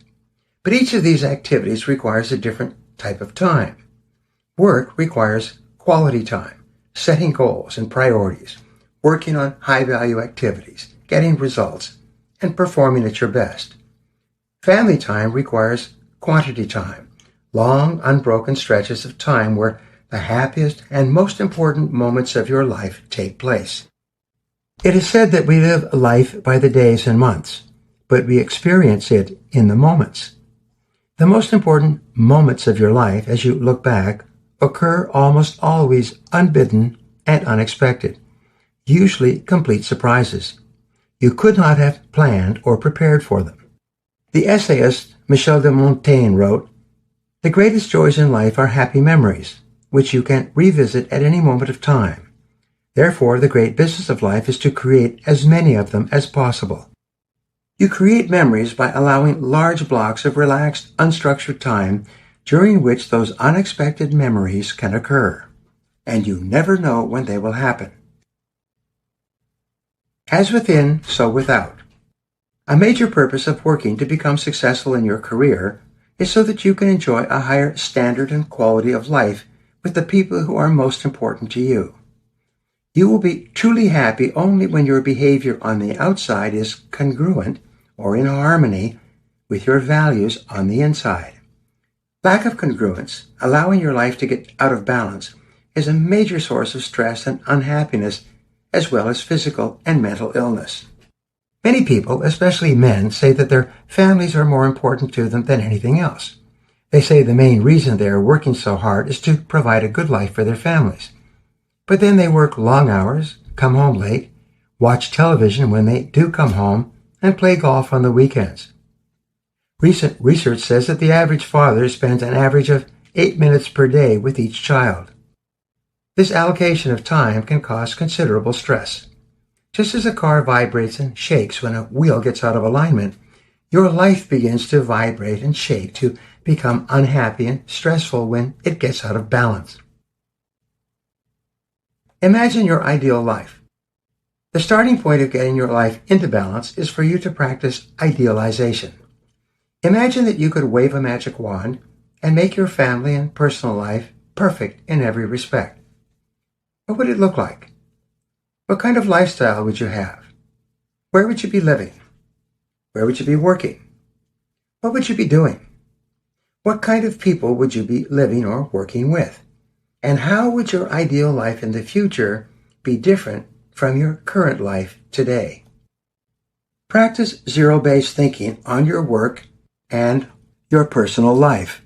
Ask the question, is there anything that I am doing in my life that, knowing what I now know, I would not start up or get into again today? Apply this question to your relationships of all kinds. Is there any person in your life, personal or business, who, knowing what you now know, you would not get involved with them again? If the answer is yes, that you would not get involved with them, then your next question is simply, how do you get out of this situation, and how fast? It's amazing how many people are unhappy, stressed, and unfulfilled because they continue to remain in a relationship which, knowing what they now know, based on their experiences, they would never enter into again if they had a chance. What I've discovered is that if you would not enter into a relationship with someone again today, knowing what you now know, the relationship is finished. It's over. It cannot be saved. The only question is, how long will you suffer? How much will you pay before you admit that the relationship is finished? Get your relationships in order. One of the very best uses of your time is to get your relationships in order. On a regular basis, examine each of your important relationships and ask the following questions. What should I be doing more of if I want both of us to be happier? What should I be doing less of to improve the quality of this relationship? What should I start doing today that I am not doing now if I want to improve this relationship? And what should I stop doing completely to improve the quality of this relationship? Some years ago, after I discovered these questions, I went home and sat down with my wife and small children. I asked them what they would like me to do more of or less of to be a better husband and father. What would they like me to start doing or stop doing altogether to make them happier? They didn't hesitate. They told me. They had several suggestions for me about things to do more of or less of or to start or stop. I was quite amazed at how much room there was for improvement. I accepted their advice without arguing or defending and acted upon it. It took a lot of courage, but it was one of the best family-building exercises I ever engaged in. Try it yourself and see. What is really important? Here's a good way to improve the quality of your relationships and family life. Ask, what would I do? How would I spend my time if I learned today that I only had 6 months left to live? This is a great question. What would you do more of or less of? What would you start doing or stop doing?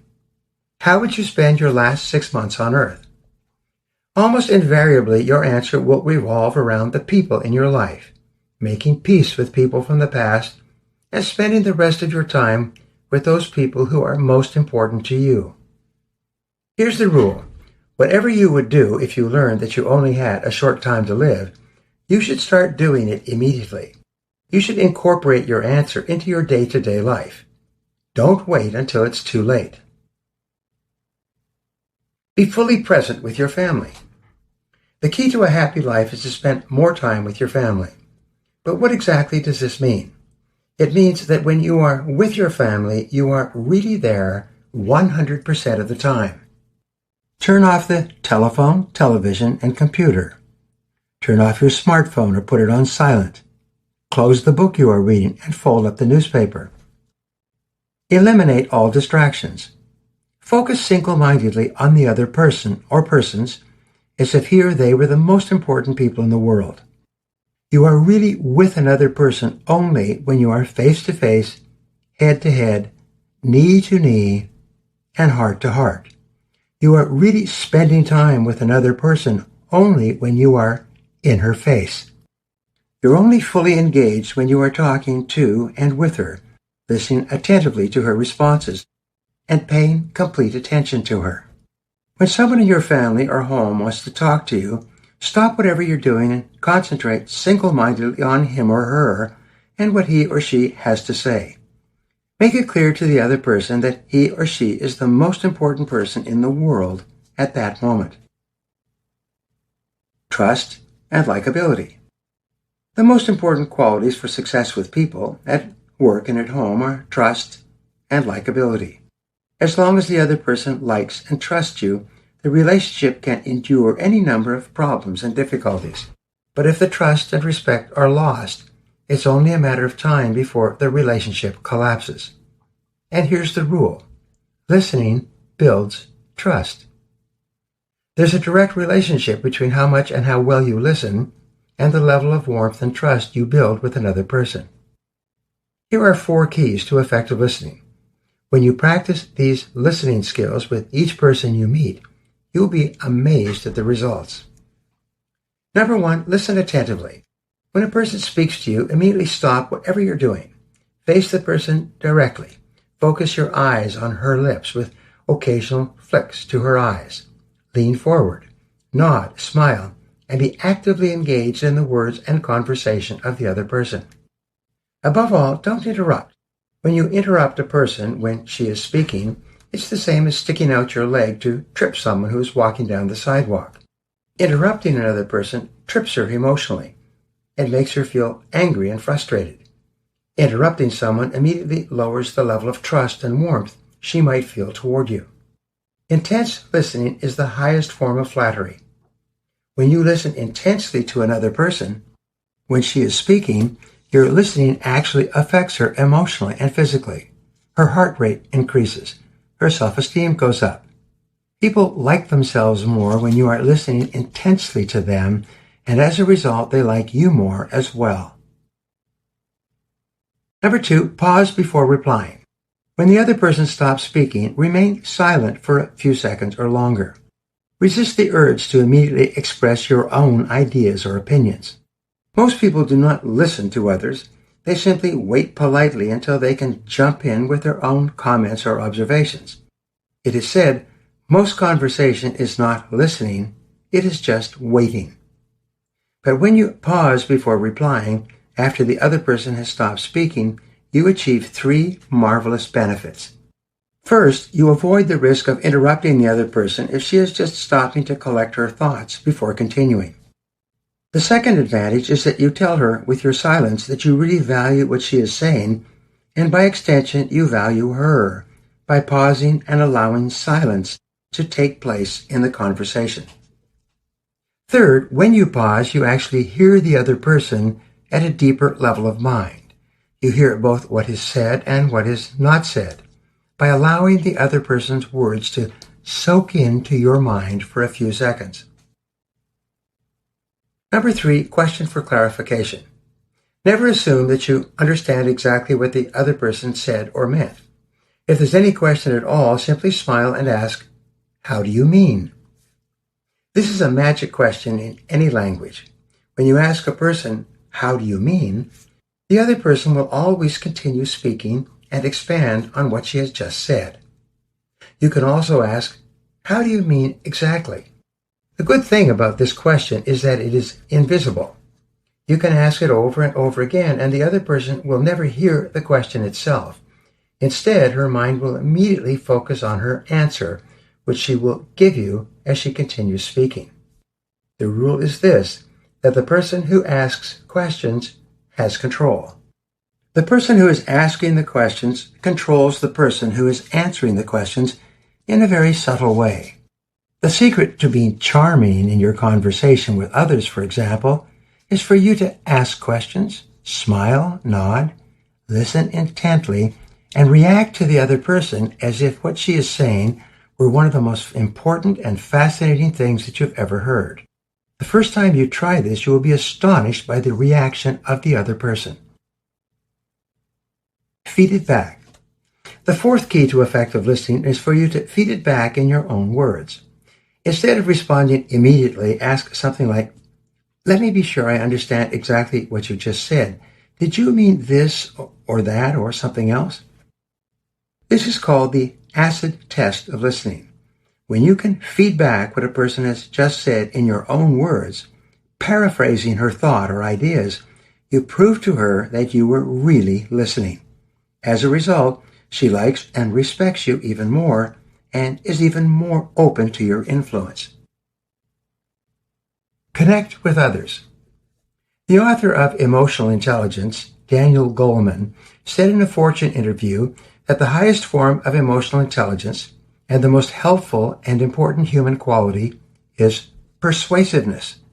Successful people in every area of life are more persuasive than others.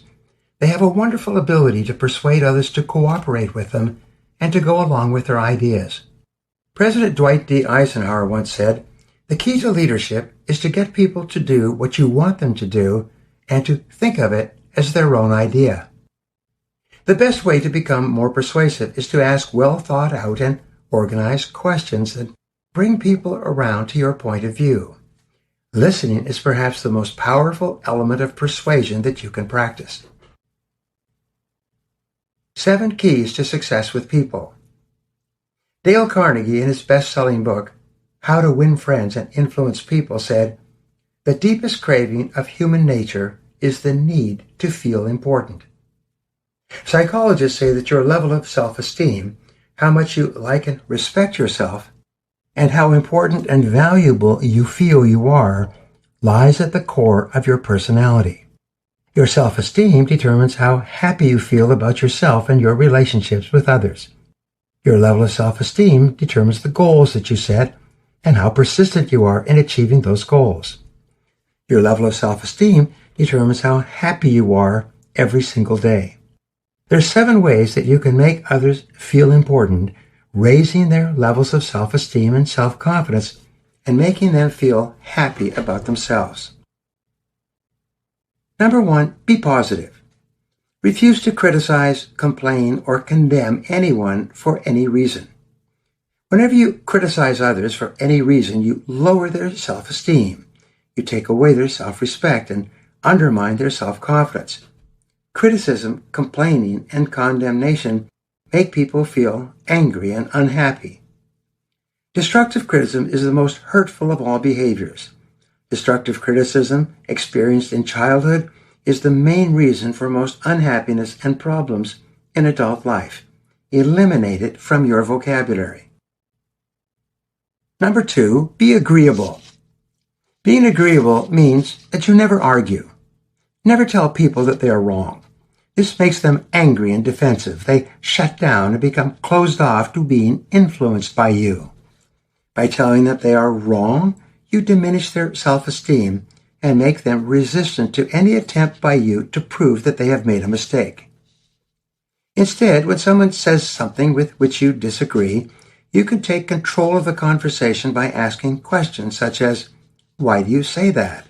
and "Where did you hear that?" Instead of arguing, be curious. Ask people if they can help you to understand their point of view. Practice your listening skills. Smile, nod, and pay attention. In many cases, even if the person is completely wrong about a subject, it is not that important. Let it go. It doesn't really matter. Number 3, practice acceptance. One of the deepest subconscious needs of each person is to be accepted by others, just for the person he is, without any judgment or criticism. Many of the personal, political, and social problems we have nationwide and worldwide are caused by people who are shouting out to be accepted by others. And how do you express acceptance? Simple. You smile whenever you meet a person.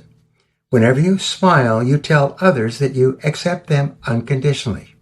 You tell them that they are valuable and worthwhile. As a result, they like and accept themselves more. They feel happier about themselves, and they feel happier toward you. Number 4, express appreciation. The 2 most magical words in any language are probably the words, "thank you." Whenever you thank another person for anything he has said or done, his self-esteem immediately goes up. He likes and respects himself more. He feels happier. He then becomes wide open to do even more of those things that make you happy, causing you to thank him again. Number 5, practice admiration. Express your admiration for others at every opportunity. As Abraham Lincoln said, everybody likes a compliment. Compliment people on their possessions, their accomplishments, and their personal traits. Compliment the host on what a beautiful house she has or he has, and how beautifully it is furnished. Compliment the businessman on his office and place of business. Compliment people for their accomplishments, their degrees and prizes. You can always find something to compliment, and when you do, you not only raise the self-esteem of the other person and make him feel important, but you feel better and happier about yourself as well. Number 6, express praise and approval. Praise people for everything they do for you, large and small. One definition of self-esteem is how much a person feels praiseworthy. Your own self-esteem is determined by how worthy you feel of praise and respect from other people. All of the striving in the world today after praise, approval, and rewards is to satisfy the deep human need for approval by other people. When you satisfy this need with each person you talk to, you raise his self-esteem and increase his desire to cooperate with you. Number 7, pay attention. Listen to others when they want to talk. When you pay attention to another person, you tell him without words that you consider him to be valuable and important. This is the magic of listening that we spoke about earlier. So you see, you always pay attention to those people who you most value. At the same time, you ignore people you do not value. In effect, by ignoring them, you devalue them and make them feel less important. Here's an example. Imagine being engaged in a pleasant conversation with another person face to face. But then as the other person is speaking, you just simply look away and stop listening. How would the other person feel? How would you feel if someone turned away and stopped listening to you in the middle of a conversation? The more closely you pay attention to another person, the more valuable and important he feels. As a result, he likes and trusts you and enjoys being with you. Paying attention to another person is the fastest way to satisfy his deep emotional need to feel important and to make him feel happy about himself. The benefit of success. Some years ago, I found myself sitting next to a businessman on a flight from San Diego to Chicago. He turned out to be a wealthy and successful executive who had started and built a $300 million company. During that flight, he told me a story that I never forgot. He said that he had just been at a 3-day meeting in San Diego with several other top executives, a meeting that ended with a long, pleasant dinner at an expensive restaurant. All of these men had started with little or nothing and become successful over the years. As they were talking about and sharing their successes, one member of the group spoke up and asked, "What is success?" Since this man was one of the smartest and most insightful people at the table, everyone quieted down to listen to his answer to his question. He then said, "Success means no more difficult people in your life." He actually used another more colorful word to refer to difficult people. Use your imagination. A simple truth. Everyone laughed and agreed. They all realized that one of the greatest blessings of success, and especially financial success, is that you can decide not to have anything to do with negative people for any reason. You do not have to allow them into your life, and if they are already there, you can get them out of your life. You can decide to live and work only with people who you like, respect, and enjoy. Here is the question. Why do you allow negative people to be in your life in the first place? Negative people are the primary source of almost all of your unhappiness. They cause you more pain, anger, frustration, aggravation, and unhappiness than all other factors put together. Why do you allow them in your life in the first place?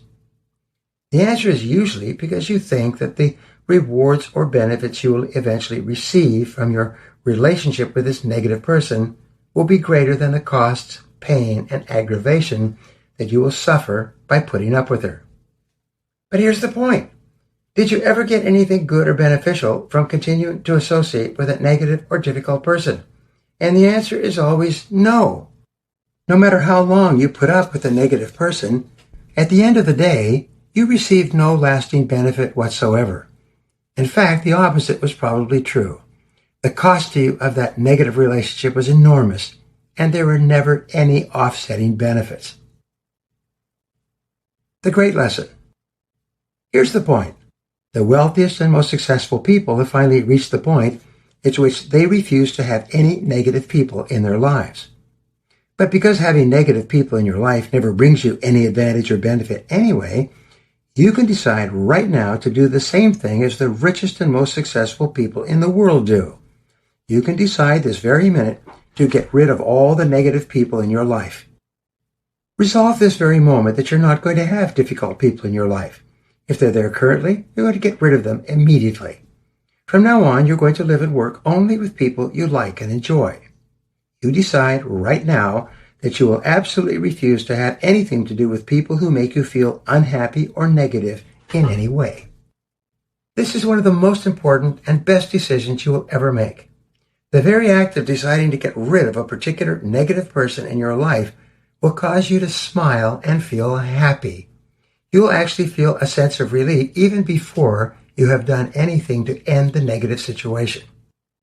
Is there anyone in your life who, knowing what you now know, you would not invite back into your life again today if you had to do it over?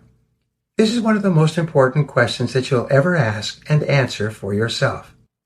People and family times are easily the most important times of your life. The way you deal with these times day by day and even minute by minute has more of an effect on your happiness and success than any other factor.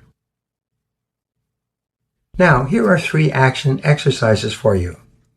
Number 1, identify the most important people in your life, those people whose health, happiness, and self-esteem are key concerns of yours.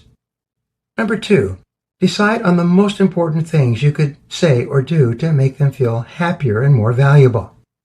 And number 3, resolve today to do or say something every day to someone for the express purpose of making him or her feel more valuable and important. Do it now. Chapter 9, Rest and Relaxation Time.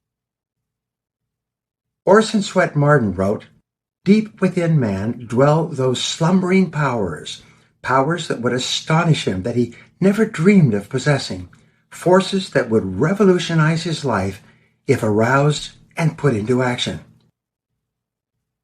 All types of time, all minutes and hours are not the same.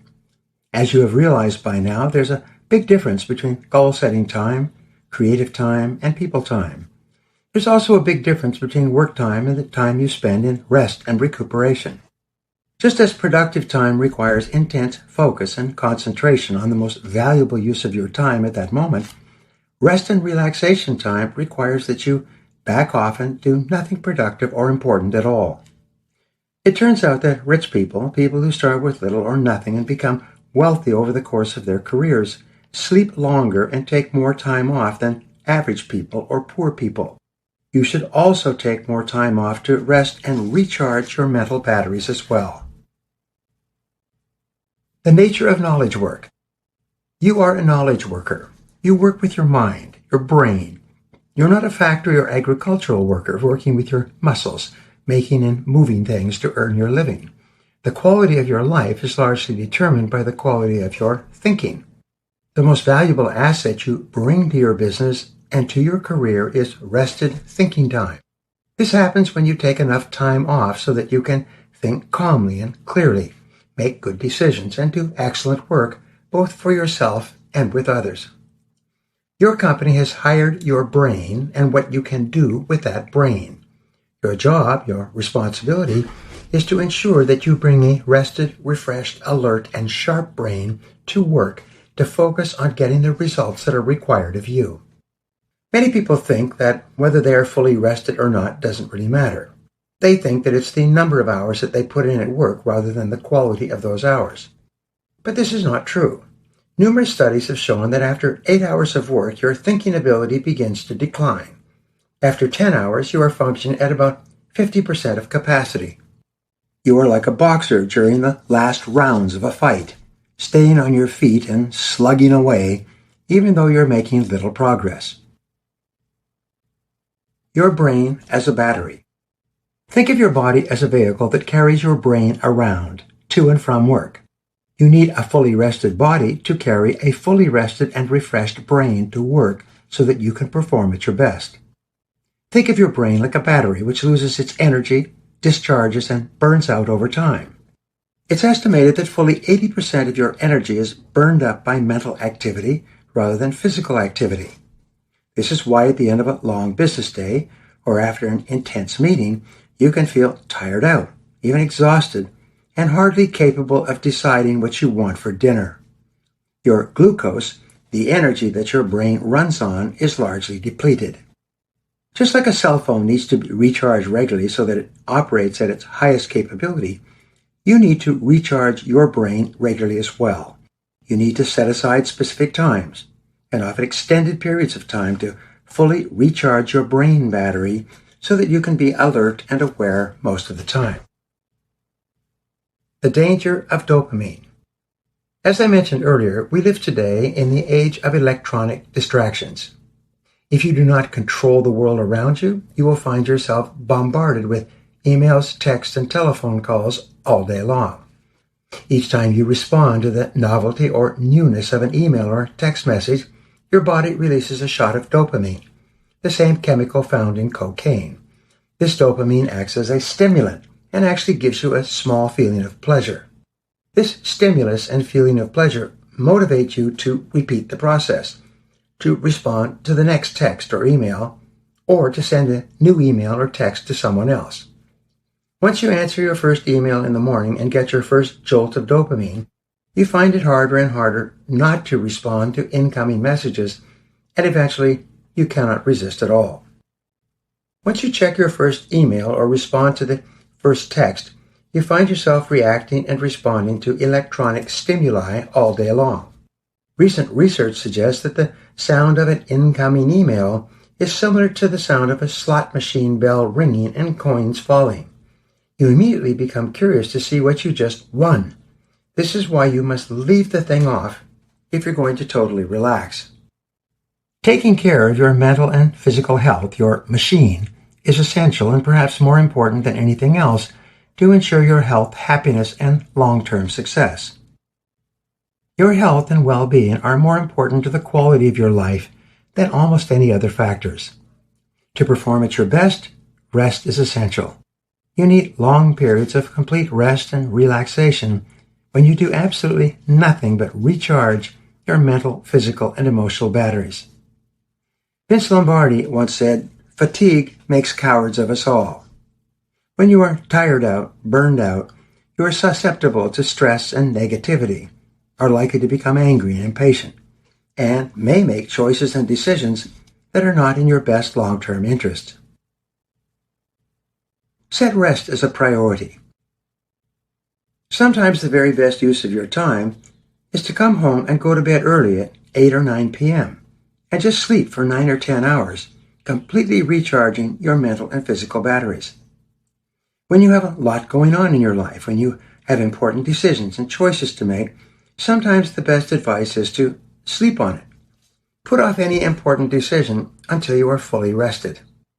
Many years ago, my mentor, a successful business executive, gave me a little pamphlet called Take Time Out for Mental Digestion. In this pamphlet, which I never forgot, the author recommended that you take 72 hours to think about a major choice or decision before taking action. This turns out to be a success secret of many top executives. The more time you take to consider an important decision, the better quality decision you will make. This is because you get a chance to rest, to sleep on it, to turn it over in your mind, and to carefully consider all the ramifications of the decision. Slow down to go faster. Most people feel that they have too much to do and too little time. They don't have time for all this rest we are recommending.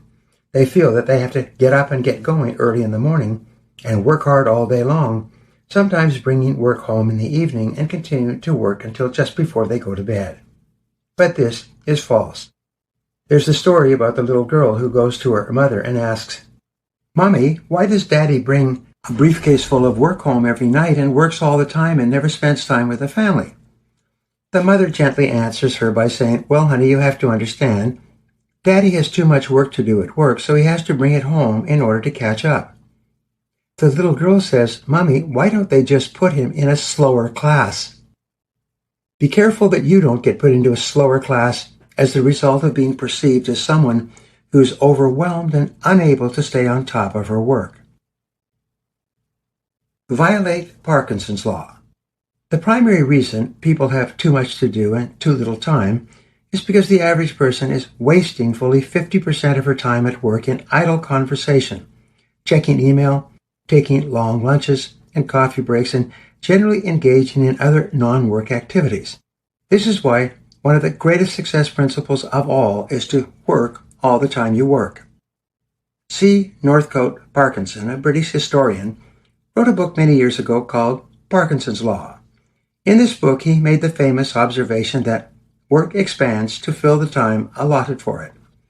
If you have 8 hours to accomplish a certain number of tasks, you will take a full 8 hours, and you will probably be rushing at the end of the day to finish your work.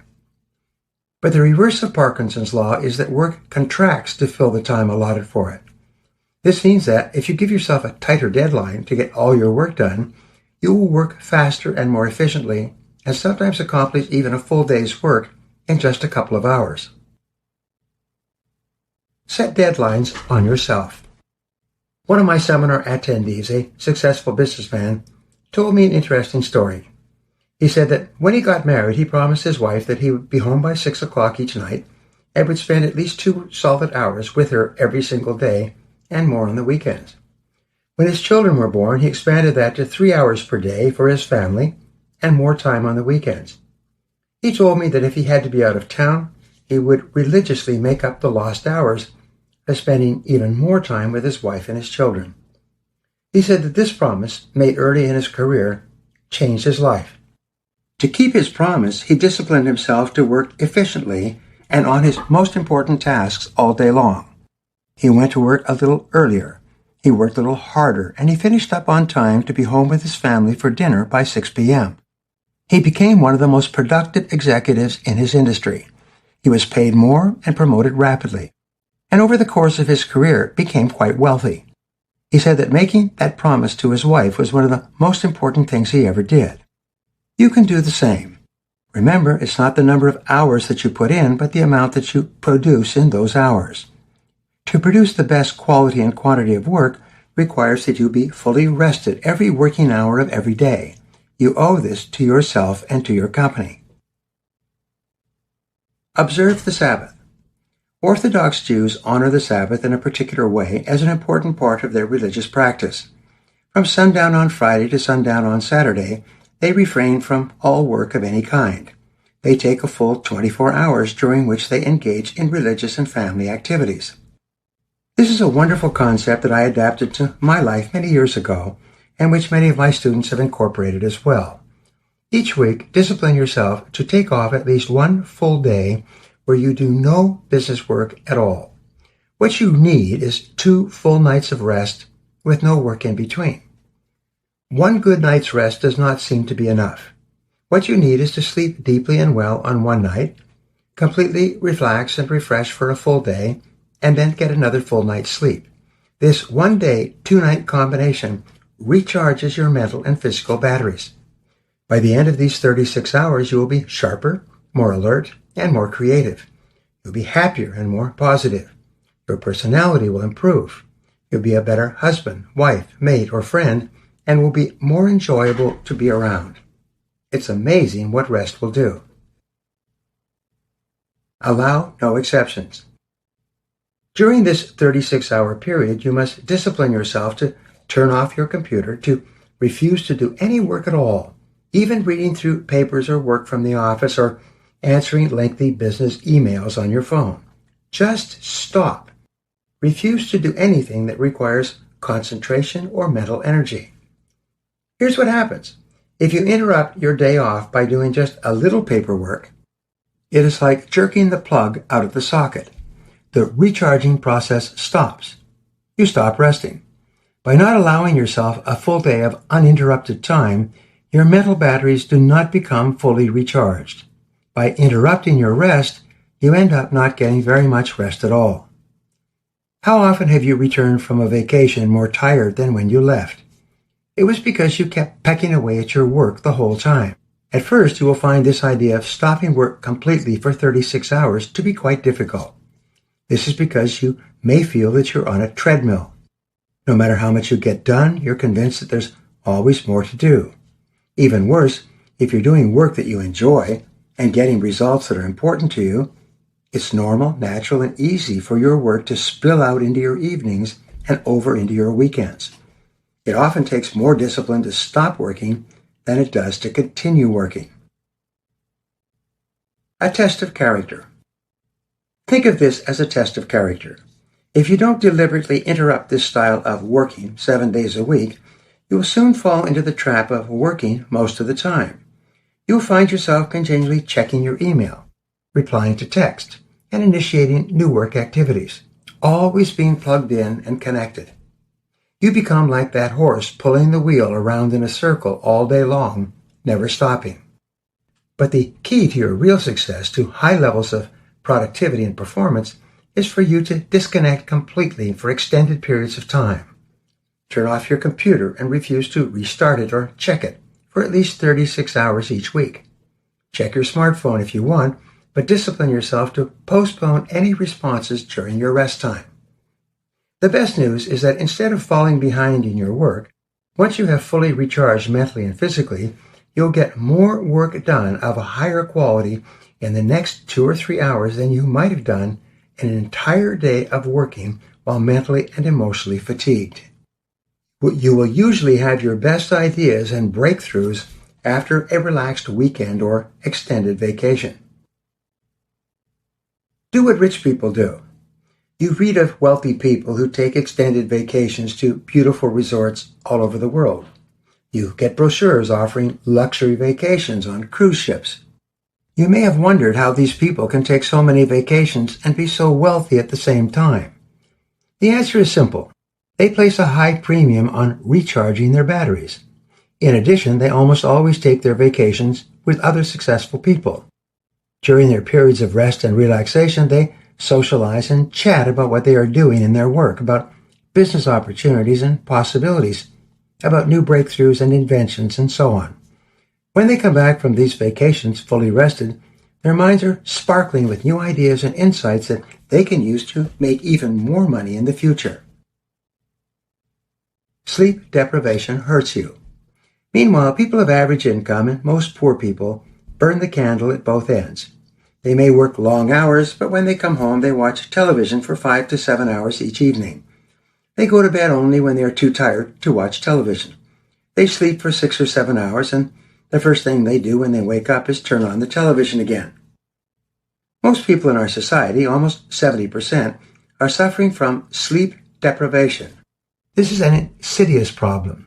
Instead of getting a full 8 or 9 hours of sleep each night, the recommended minimum to fully recharge your mental and physical batteries, most people try to get by on 6 or 7 hours, sometimes less, especially if they don't sleep well.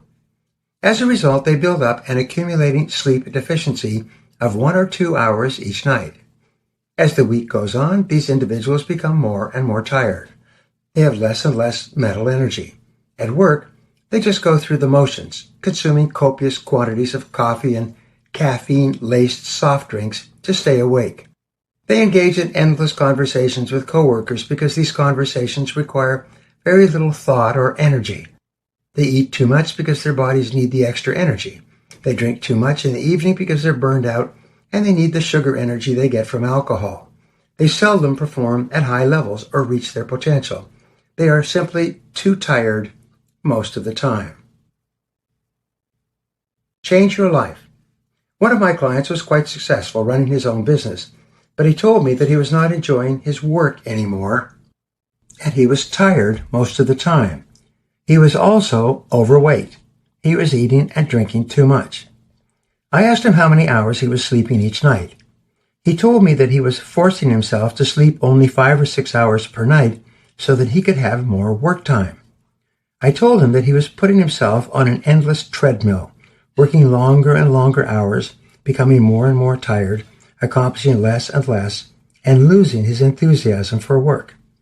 I suggested that he discipline himself from now on to go to bed by 10 p.m. and sleep at least 8 hours each night. This was a novel idea for him. He had convinced himself that successful people slept less and worked longer hours. But he followed my advice. At our next coaching meeting, 90 days later, he told me that he had disciplined himself to start going to bed early and sleeping a full 8 hours every night. He said that after a week, he felt as if he was waking up from a deep slumber, emerging from a fog. He had no idea how tired he had become, but as he slept 8 to 9 hours each night, he had more and more energy. As a result, he ate less because he no longer required more food energy to keep him going during the day. He lost 16 pounds in 90 days. He said that going to bed early had changed his entire life. Over the course of the next year, he tripled his income as well. He spent more time at home, took weekends off, took long vacations with his family, and made more money than he had ever dreamed of. He lost more and more weight and eventually got down to his ideal weight. Guarantee your vacations. Here is something you can do to guarantee that you don't slip back into working on weekends and during vacations. Promise others, your spouse, children, family, and friends, that you're going to dedicate a full day every weekend to them, to do whatever they want to do. Once you promise others and make the commitment to spend the time with them, you will seldom go back on your word. Promise yourself that you will pull the plug on busy work and instead just relax on your days of rest and relaxation. You can read the paper, watch television, go for a walk, or engage in other physical exercise. Go to a movie, go out to dinner, or visit your friends, but you must refuse to do any work of any kind at all. Use your amazing mind to keep yourself active all day without doing any heavy mental lifting, any brain work. You have heard it said that a change is as good as a rest. This is based on research showing that you actually have 3 forms of energy: mental, emotional, and physical. If you burn out your mental energy during the course of the week in doing your work, you can recharge your brain over the weekend by switching to physical activities, like playing golf or going for a walk. In this way, you give your mental energies a chance to rejuvenate. If you're going through an emotionally draining situation, be sure to get more sleep. Try to take a complete break by engaging in a physical activity, even going for a walk, to give yourself a chance to recharge. Make R&R a way of life. In addition to taking 1 full day off each week, when you do no mental work at all, you should plan to take a 3-day vacation every couple of months with your spouse or mate. But to get the maximum benefit out of these short vacations, you need to get 2 full nights of sleep when you are away. I live in San Diego. My wife and I often drive to Palm Springs, a 2.5-hour drive for a 3-day weekend, leaving on Friday and coming back on Sunday afternoon. Sometimes we'll fly to San Francisco on the same schedule and spend 2 full days in a hotel, going out for dinner, and just relaxing. These turn out to be some of the most enjoyable times of our lives. In addition, set a goal to take 2, 3, or 4 weeks away on vacation each year. During this time, you may occasionally check your email to make sure that there are no emergencies, but generally speaking, you leave things off. If you're living and working intensely, you'll require 3 or 4 or even 5 days on vacation to decompress and to start to fully relax. Up to that time, you'll still be mentally running on the treadmill, thinking about your work and things that you could do while you are gone. During this period of decompression, you must discipline yourself to keep busy doing things other than work. Turn your computer off. Get out and move around. Go for walks, go out for dinner, go sightseeing, but don't do any work until the compulsion to work eventually dies away, which it will. Family vacations. This idea of long vacations does not always come easy. I was in my late 30s before I first took a 2-week vacation, and I felt guilty about not working the whole time. But in the long run, I really enjoyed the experience. The next year, we took another long vacation, and we have taken long vacations every year ever since. At the beginning, it took me at least 3 days before I could get off the mental treadmill and stop thinking about the work I had left behind. Today, with the passing of time, and with the increased busyness of my schedule, it takes me a full week to come down. Until then, I have to fight the irresistible desire to open up my laptop and communicate with the rest of the world. This may happen to you as well.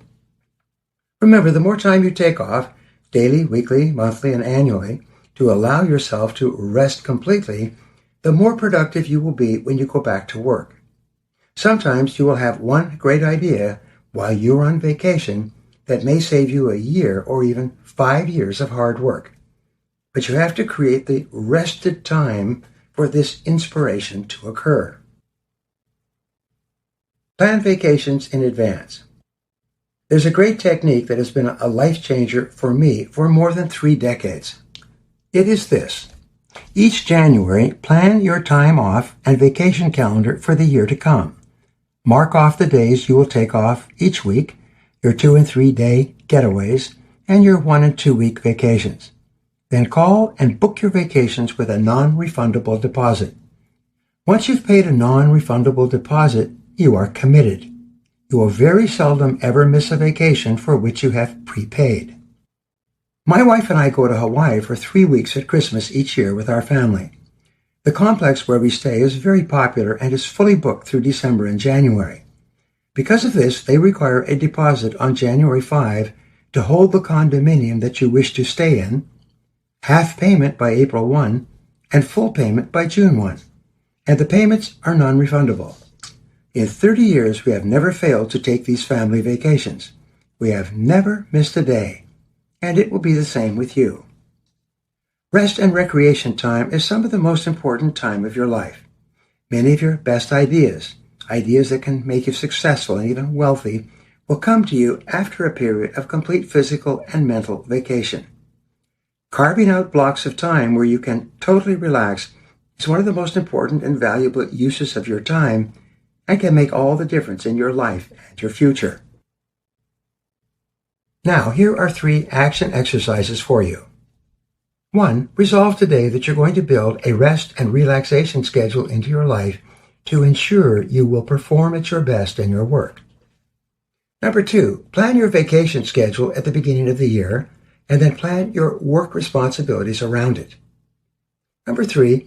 Book and pay for your vacations early in the year to ensure you never delay or procrastinate on the rest and relaxation that you need.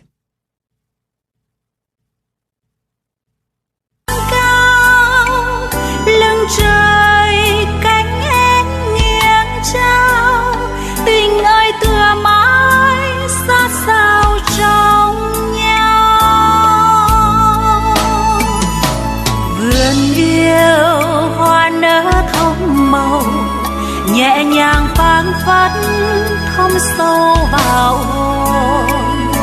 Trời xanh răng sợi chỉ hồng, nên tình luôn mãi rạng ngời sắt son. Em nghe sóng vỗ trung khơi, chiều vàng. Chapter 10. Quiet Time. James Allen wrote, "Dream lofty dreams, and as you dream, so shall you become. Your vision is the promise of what you shall one day be. Your ideal is the prophecy of what you shall at last unveil." The time that you spend alone with yourself in silence can be some of the most important time of your life. This special kind of time embraces spiritual development, mindfulness, contemplation, solitude, and meditation. The regular practice of these disciplines will change your life in a most amazing way. Spiritual development. The highest human ideal is and always has been the achievement of inner peace. The true measure of how well you are doing in your life can be determined by what percentage of the time you feel at peace with yourself and others. Throughout history, people have developed different religious and spiritual traditions of all kinds all over the world. In every case, these people were seeking something higher and greater than themselves, some supreme set of values or beliefs to which they could aspire. The ultimate aim of these religious traditions is to help guide and direct people toward higher levels of well-being, happiness, and inner peace. Spiritual development can bring you more peace and joy than perhaps any other activity. Spiritual development requires, among other things, that you practice mindfulness on a regular basis. In its simplest terms, mindfulness is that state you enter into when you discipline yourself to be completely quiet and aware of yourself and your environment. The work of spiritual development. Spiritual development requires a combination of learning accompanied by reflection on how you could apply these ideas to your life. Aristotle wrote, "Wisdom is an equal combination of experience plus reflection." Constant busyness, electronic interruptions, television, and socializing all keep our minds so busy that we seldom have time to actually stop and think about what we are doing or what is really happening around us. When you are so busy that you don't take time to reflect on the experiences of your life, you don't learn, grow, and develop the wisdom that you need to become a fully mature, fully functioning person. The more time you take to think and reflect on your experiences, the deeper will be your knowledge and intelligence. As a result, you'll find yourself making better decisions and fewer mistakes. Mindfulness requires that you discipline yourself to stop and think on a regular basis about what you are doing and how you are doing it. Fortunately, you can practice this mindfulness at any time by simply slowing down. Mindfulness made simple. A simple technique for mindfulness, for centering, for calming your mind completely, is called stopping thoughts. Your ability to stop your thoughts, to clear your mind, requires that you shift your focus and attention away from your day-to-day life and onto something as simple as breathing in and breathing out. Because you can think only one thought at a time, when you start to think about your breathing, you automatically stop thinking about anything else, especially something that might cause you anger or stress at the moment. When you can get your mind busy elsewhere, thinking about something else or nothing at all, this shuts out any negativity in your life. The negative events or thoughts gradually begin to subside in importance. Sometimes they disappear altogether, like cigarette smoke in a large room. A breathing technique that you can use to stop thoughts, to calm your mind, and to increase your level of mindfulness is to sit quietly with your hands in your lap, not touching, and then inhale to the count of 7. Take deep breaths, inhaling as deeply as you possibly can. Count to 7 as you do this. Then hold your breath to the slow count of 7. Finally, exhale your breath to the count of 7. Do this complete exercise 7 times whenever you are experiencing stress, anger, or in advance of an important event, like a meeting or presentation. This 7-7-7 method of breathing will trigger the release of endorphins in your brain. Endorphins are called nature's happy drug. A tiny amount of these hormones will give you a feeling of peace and a sense of mental clarity. You will be more happy and creative. Remember yourself. The metaphysician Peter Ouspensky taught the practice of self-remembering as a way of centering oneself and increasing self-awareness. Ouspensky taught that we have hundreds and thousands of thoughts that flow through our mind in an endless stream of consciousness like a river.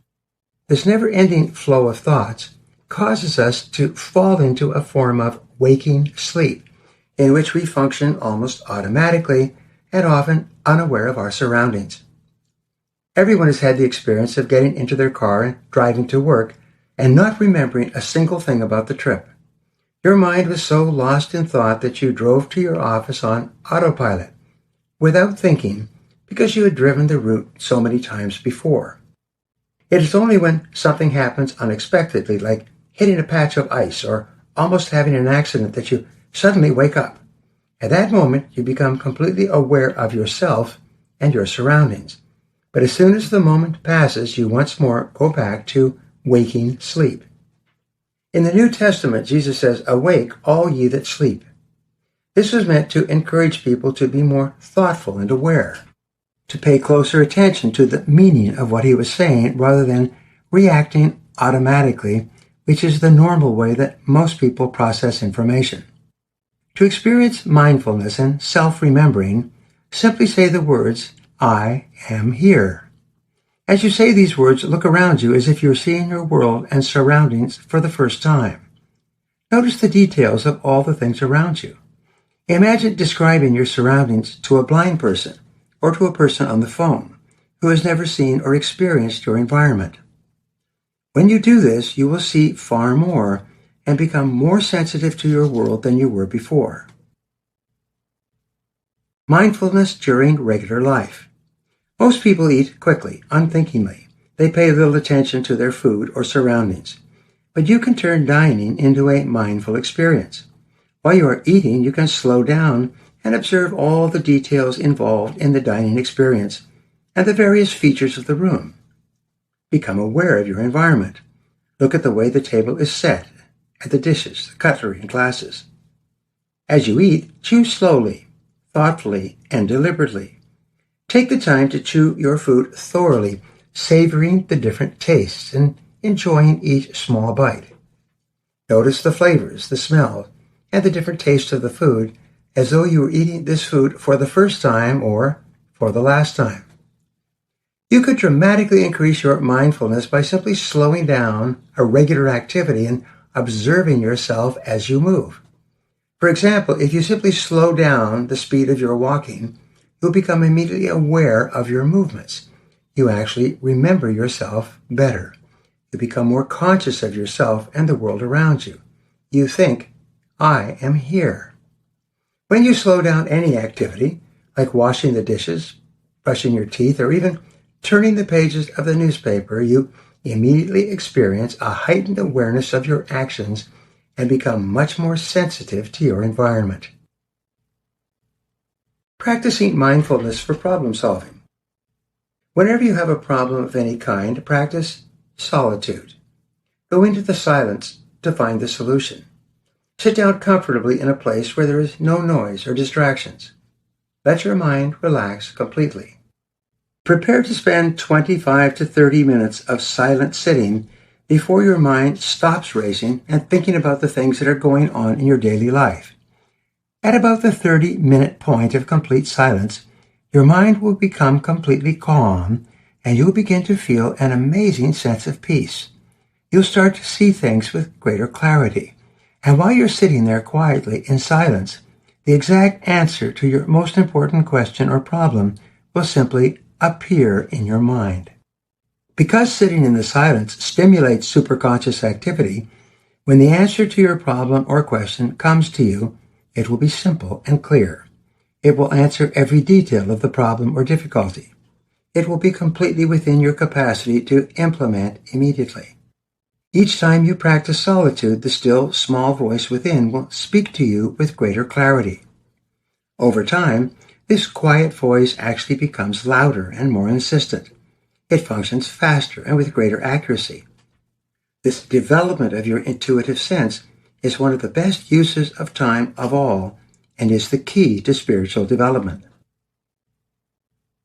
Think about water. Another way for you to trigger your superconscious powers and to develop yourself to higher levels of spirituality is for you to think about water. Because the human body is 70% water, we have a natural affinity for water of all kinds, especially bodies of water. Whenever you sit quietly next to a body of water, your mind soon becomes calm and clear, and your intuitive senses begin to flow like a river. If you are not near water, you can just think about a body of water. Think about a lake or the ocean or even a quiet stream where the water babbles along in front of you. Thinking about water in this way relaxes your mind and stimulates ideas and insights into your current situation. Even sitting by a swimming pool in the silence, gazing out at the water before you has a calming effect on your mind and emotions. The practice of meditation. Meditation is practiced by millions of people all over the world on a daily basis and sometimes several times a day. In meditation, you sit in the silence with your eyes closed and breathe deeply in and out, focusing your attention on your diaphragm, the place where your lungs meet your stomach. Many meditators use a mantra, a simple word or phrase such as peace, love, or serenity, which they repeat over and over until they fall into a relaxed state of harmony and bliss. Often meditators will sit in front of a candle in a darkened, quiet room, concentrating on their breathing for 20 to 60 minutes. There's even an app which shows a burning candle that you can sit and look at to help your meditation. Another method of mental relaxation is called walking meditation, which is best done in nature by yourself. You can walk around your neighborhood or nearby park. You can walk in the woods or along the beach. You'll enjoy the same benefits of relaxation and enhanced creativity as you would sitting quietly by yourself. As it happens, not all people can meditate. Some people prefer sitting still and looking outward with no disturbances or interruptions. This is called contemplation, sitting with your eyes open and simply allowing your mind to float freely without any attempt to control your thoughts. Either meditation or contemplation will work for you in bringing you the peace you seek or the solutions that you are looking for. The big payoff. The French writer Pascal said, "All the problems of the human race stem from man's inability to sit quietly by himself in a room." When you include periods of mindfulness, solitude, meditation, and contemplation in your life, you'll feel happier, healthier, and more in control of yourself and your emotions. The good news is that meditation, contemplation, and solitude are purely beneficial acts. Each of them lowers your flashpoint, reduces your stress, and makes you more relaxed and resilient in the face of day-to-day problems. People report extraordinary benefits from mindful living, enjoying greater clarity and alertness, a heightened sense of self-control, and greater personal power. They experience lower blood pressure, less stress, better sleep, superior health, and many other good things, including weight loss. Resolve right now that you're going to take a few minutes each day, perhaps just 5 minutes at the beginning, to sit perfectly still, quietly, with no distractions, and just let your mind float peacefully. Think about your breathing or think about water. From the first time you practice this mindfulness, you'll be more alert and aware and feel better about yourself and your world. Now here are 3 action exercises for you. Number 1, go into the silence on a regular basis, once per day if possible. Practice solitude to tune into your higher powers. Number 2, practice mindfulness, slowing down to increase your sense of awareness when you eat, work, and talk with others. And number 3, practice meditation for a few minutes each day by closing your eyes while you sit peacefully and let your mind flow like a quiet stream. Summary. The most valuable and important thing you do is to think. The quality of your thinking, especially about time, determines the quality of your life. Continually stop and ask, what is the most appropriate type of time for me to use in this situation?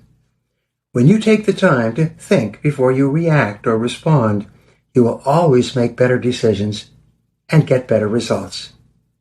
Good luck. This is Brian Tracy.